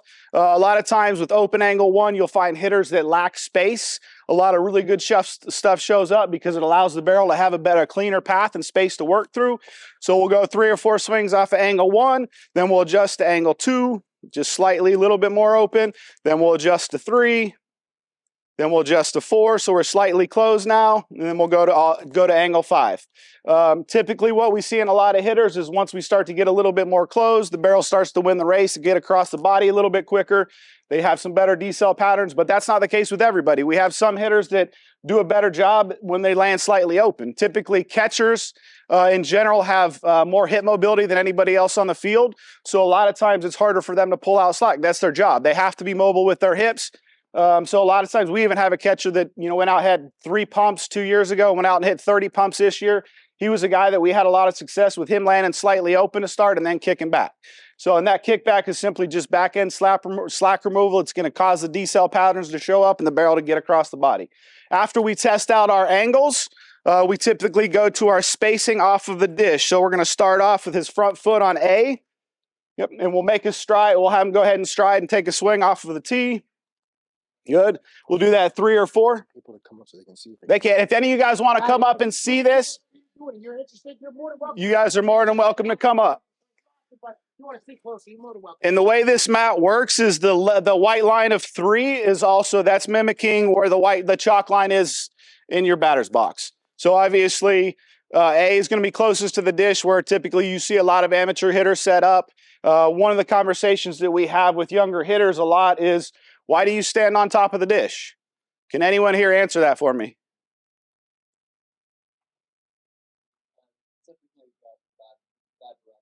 Okay.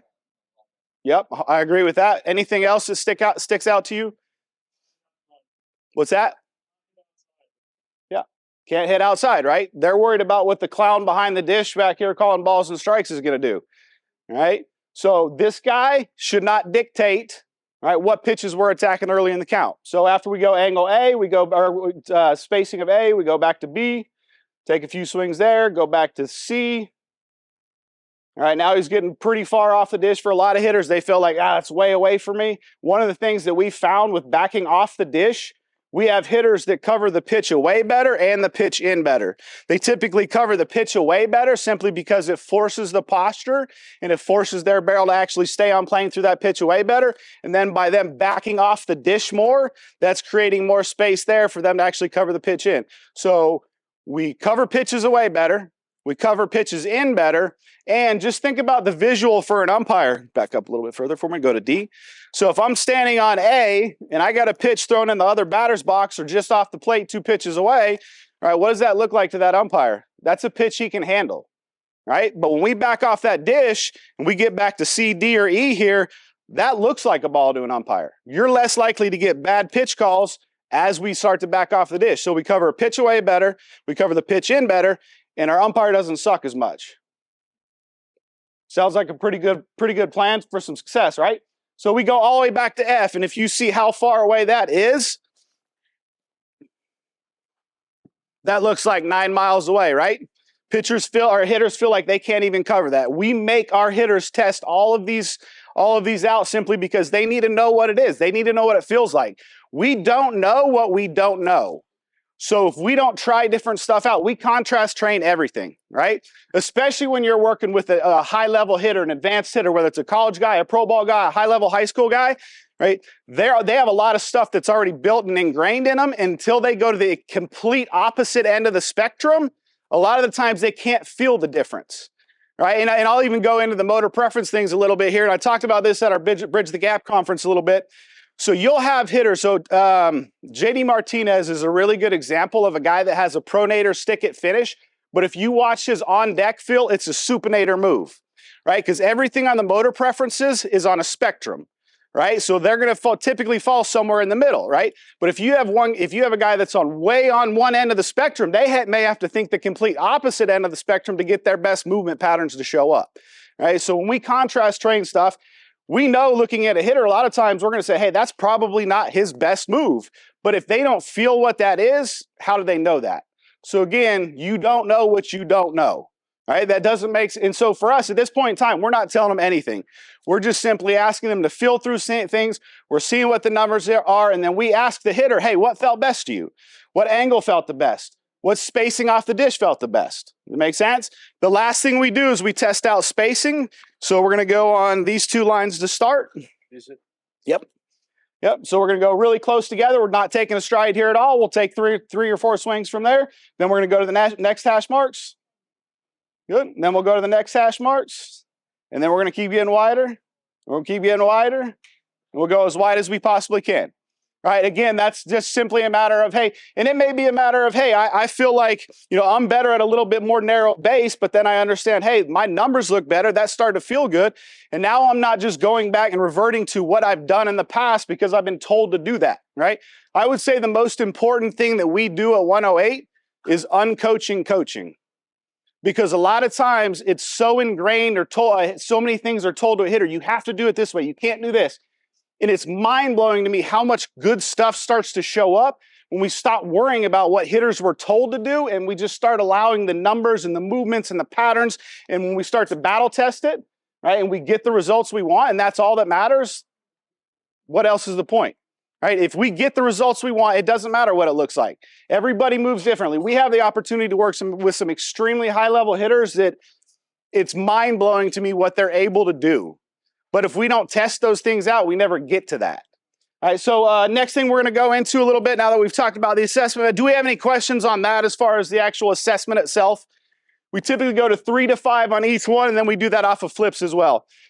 We typically don't do it off of the machine at all just because pitch pressure can add a timing issue. If a guy's here working at a facility or a college, yes, and that mat, is it like patented, copyrighted, or can they purchase it? Or yes, it? Yeah, yep, we've got them for sale. So okay, yep. So if you don't have something like that, yep, you can get yep. it. This is a product we have. We actually use these on the mounds too, as well, for any of you pitching guys that decided to hang out still. Next thing I want to cover a little bit, our newest product is a vest that we use. I'm going to, in order to kind of shorten this and go a little bit quicker, I'm going to actually put the vest on these guys, let them try out the vest a little bit with the water bag so I can come. A lot of you guys know us for a lot of the stuff we do with the water bags. I'm happy to answer any questions on that. But I want to do a demo with all 3 different bags so you guys can start to get a feel and see how we use these differently. So I'm gonna go ahead and strap Tanner up in this vest.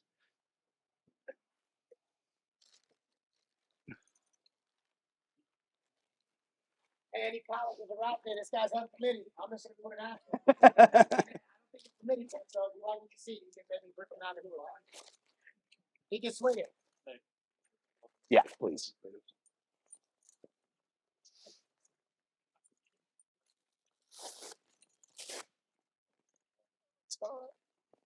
This is also good if you travel to Afghanistan. They are not bulletproof. That's my liability waiver there.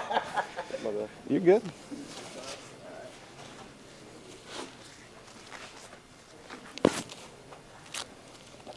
Disclaimer, do not walk through an airport with this on and go through the x-ray thing. You'll probably stop and search. If you do, please film it and send it to me.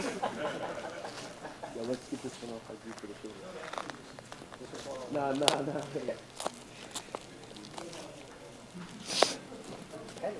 All right, so we have clips top and bottom, front and back here. Typically what we do with these vests, the whole point of this is basically to feed the mistake, right? So if we have a hitter that does a poor job of actually holding direction and he's quote unquote flying open, right, we're gonna feed the mistake. I'm gonna hook a clip onto him. And then I'm gonna strap this band on. No, I got one.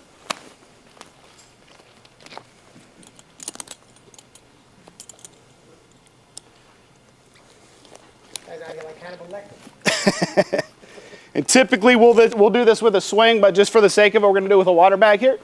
You've used bags before? Okay. Prefer a log? Yeah. Okay. Okay. Go ahead and put that on your back. All right, so I'm just going to have him take a couple, go ahead and take a normal stride and go ahead and take a normal swing with it. Again. Focus a little bit more on the pullback for me. Pull it back quicker though. Crack the whip. Through and pull it back as quick as you can. There it is. Again. Good. Now we start to hear the water get a little bit louder. We start to see it move a little bit quicker. When you start to get hitters focusing more on the counter move on this is when they start to feel the whip getting cracked and the barrel getting delivered. So now that he's moved it around a little bit, I'm going to go ahead and pull him back away from the plate. I want you to go ahead and make your forward move. Yep, don't let me beat you. But I want you to stride and swing. Good. Good. Quicker on the pullback. Two more. Good. All right. So now when we have a hitter that has a tendency to get stuck back, we're going to feed the mistake. We're going to get back behind the hitter. We're going to pull him back away. We're going to force him to get into the front side, make the forward move. Go ahead.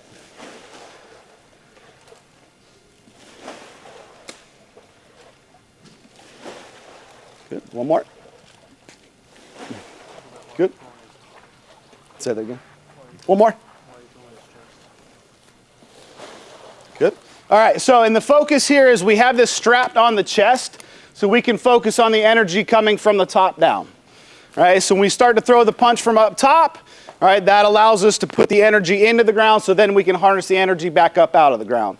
One of the other things I love to do with this, how many hitters do you guys have that you'll see they'll get into the ground and then as they go to deliver the barrel, all the energy comes back out of the ground, they get up on their toes. Simply, again, we're going to feed the mistake. I'll grab a chair, I'll stand up on the chair.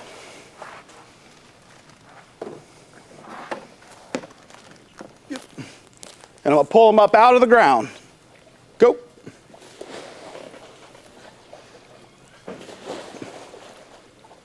Go. Make sense?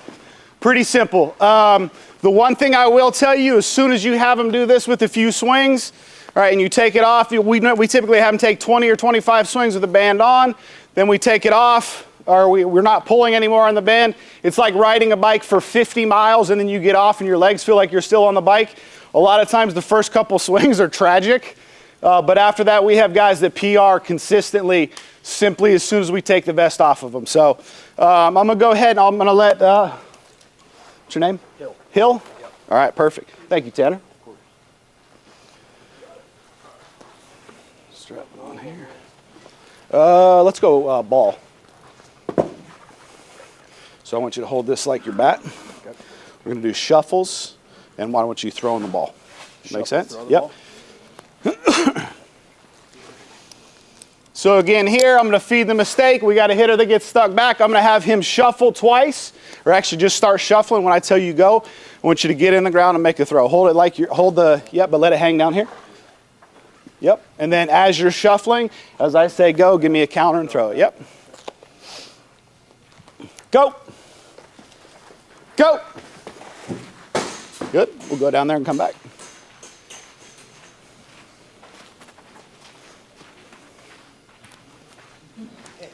Go.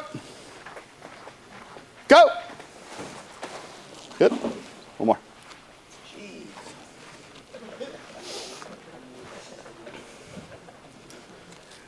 Go. Go. Good. Perfect. Any questions on the vest? Any questions on the use of it? Anything at all I can answer on that? I want to throw one more thing at you. Who's my last one? Gotcha. What's your name? Carson. Carson, come on in, Carson. Grab that Bulgarian for me. Yep. You used bags at all before? No. Okay. Just front rack that one. Okay, perfect. That'll work.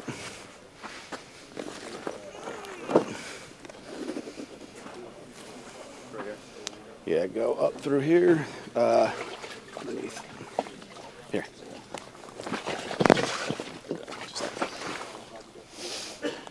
All right, so we're going to start off. We're going to do some reactionary stuff. So we talk about the understanding of transferring energy and when it happens. A lot of the times the key for that is when we get in the ground.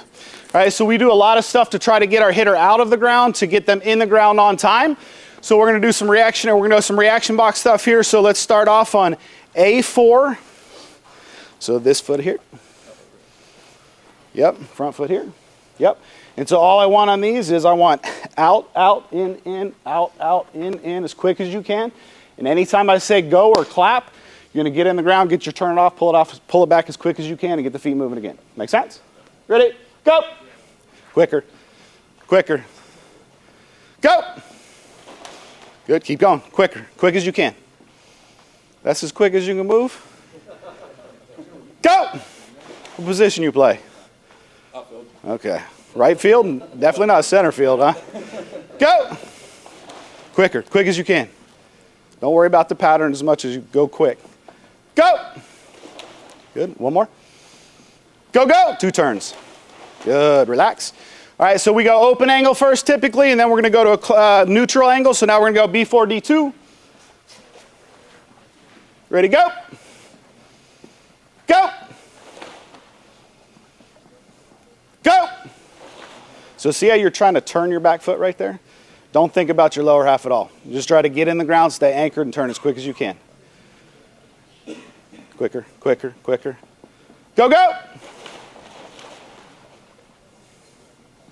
Go. Good. All right, relax.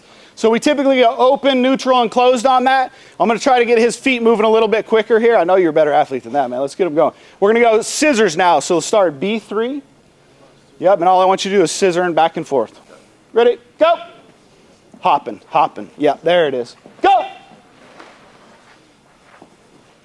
Go, go. Go. Go. Go. Good, relax. So I don't know, if, one of the things that we really pay attention to on that specific drill there on the scissors is focusing on where they're landing.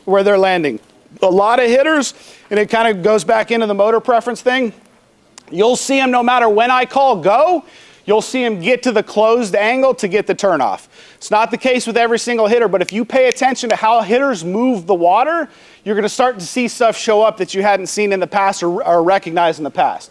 One of the things I'll say about the bags specifically themselves, and the reason why, number one, obviously they're safe. Number two, they're effective. They create awareness. But when we run our classes, we do hour and a half, first 30 minutes, we do movement prep. We don't let them touch a bat or a ball. Everything is band work, water bag work, PVC work. All right, what you start to see show up is when hitters or throwers don't have a bat or a ball in their hand, there's no bias. They stop worrying about hitting a ball. All right, they start focusing on actually allowing the move to happen as efficiently as possible, and the moves that you're trying to get to show up in the tunnel happen way better when they figure it out here, because they're no longer, it's not ingrained in their head what they're trying to do. There's no goal that they're trying to get to. They're simply focused on moving it as effectively as they possibly can, rotating efficiently and decelerating efficiently. Very simple, they're effective, works for hitters of all ages. I think it's the most valuable tool we have in the facility, and simply, it works. They're safe, they're cheap, they're effective. We actually just recently released, we have an app where you can get individual programming. So whether you're an individual that buys one bag, you can get programming for that individual. We also have team packages where we can do, we have team hitting as well as team pitching, and we even go as far on the app on the team hitting. We go as in depth as far as like game day training. Right, so if you're facing a high spin rate, like high velo guy, top of the zone, we have drills with the bags that are specific for that. If you're facing a soft lefty that's going to spin you to death, all right, we have drills specifically for that as well. Matter of fact, I'll throw an adjustability drill at you guys. I'm going to go one more with you. So you're going to make your forward move on this one. We call this one knee melt adjustability. So he's going to make his forward move with the water bag. So when I say go, the first one you're going to make your forward move. I want you to melt into the front knee. And when I say go again, I want you to get to the turnoff. Does that make sense? Do both. We get the slider. We're having to buy time and then going to get it. Go. Go. Good. Try to hold the counter back with the upper half some more. Go. Go. Good. Go. Go. One more. Go. Go, go. Very good. Relax. Good. Any questions? I know that everyone's tired of hearing everybody talk, but if y'all, question. Why is the water so effective? So we're training stability by using unstable objects, right? So we're aware of, we become more aware of when the rotation is happening and the energy is being transferred, but essentially we're training stability by using something unstable.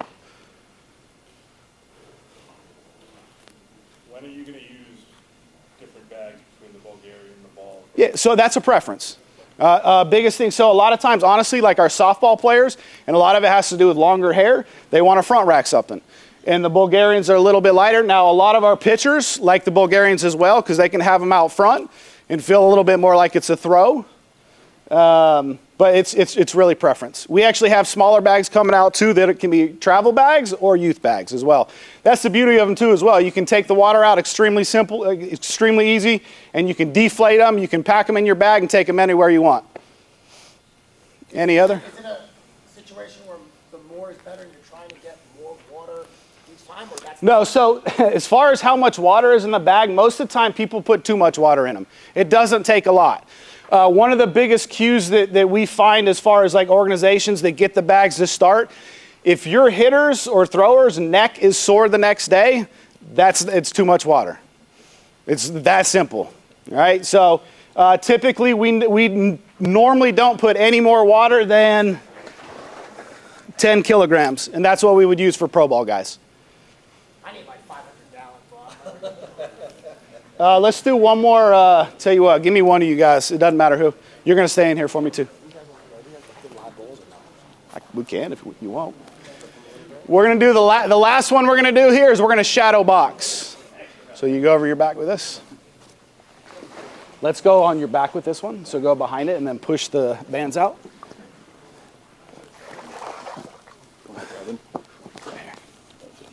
Nope. You're going to grab it with your hand. Yep. Yep. Put them more on your shoulders. Perfect. All right, you guys, let's go to the middle of the ring here. Tanner, you're going to be on offense. All right, so square off like you're going to throw a punch. There you go. Turn this way. Oh, you're lefty, sorry. Yeah. There you go. Good. All right, so Tanner's going to be on offense. You want to turn this way? Here, go this way. Facing that way, and you come this side. There you go.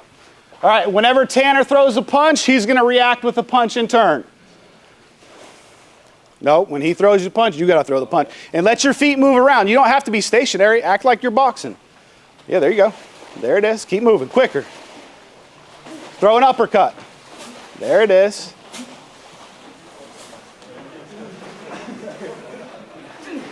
Get it, Carson, come on!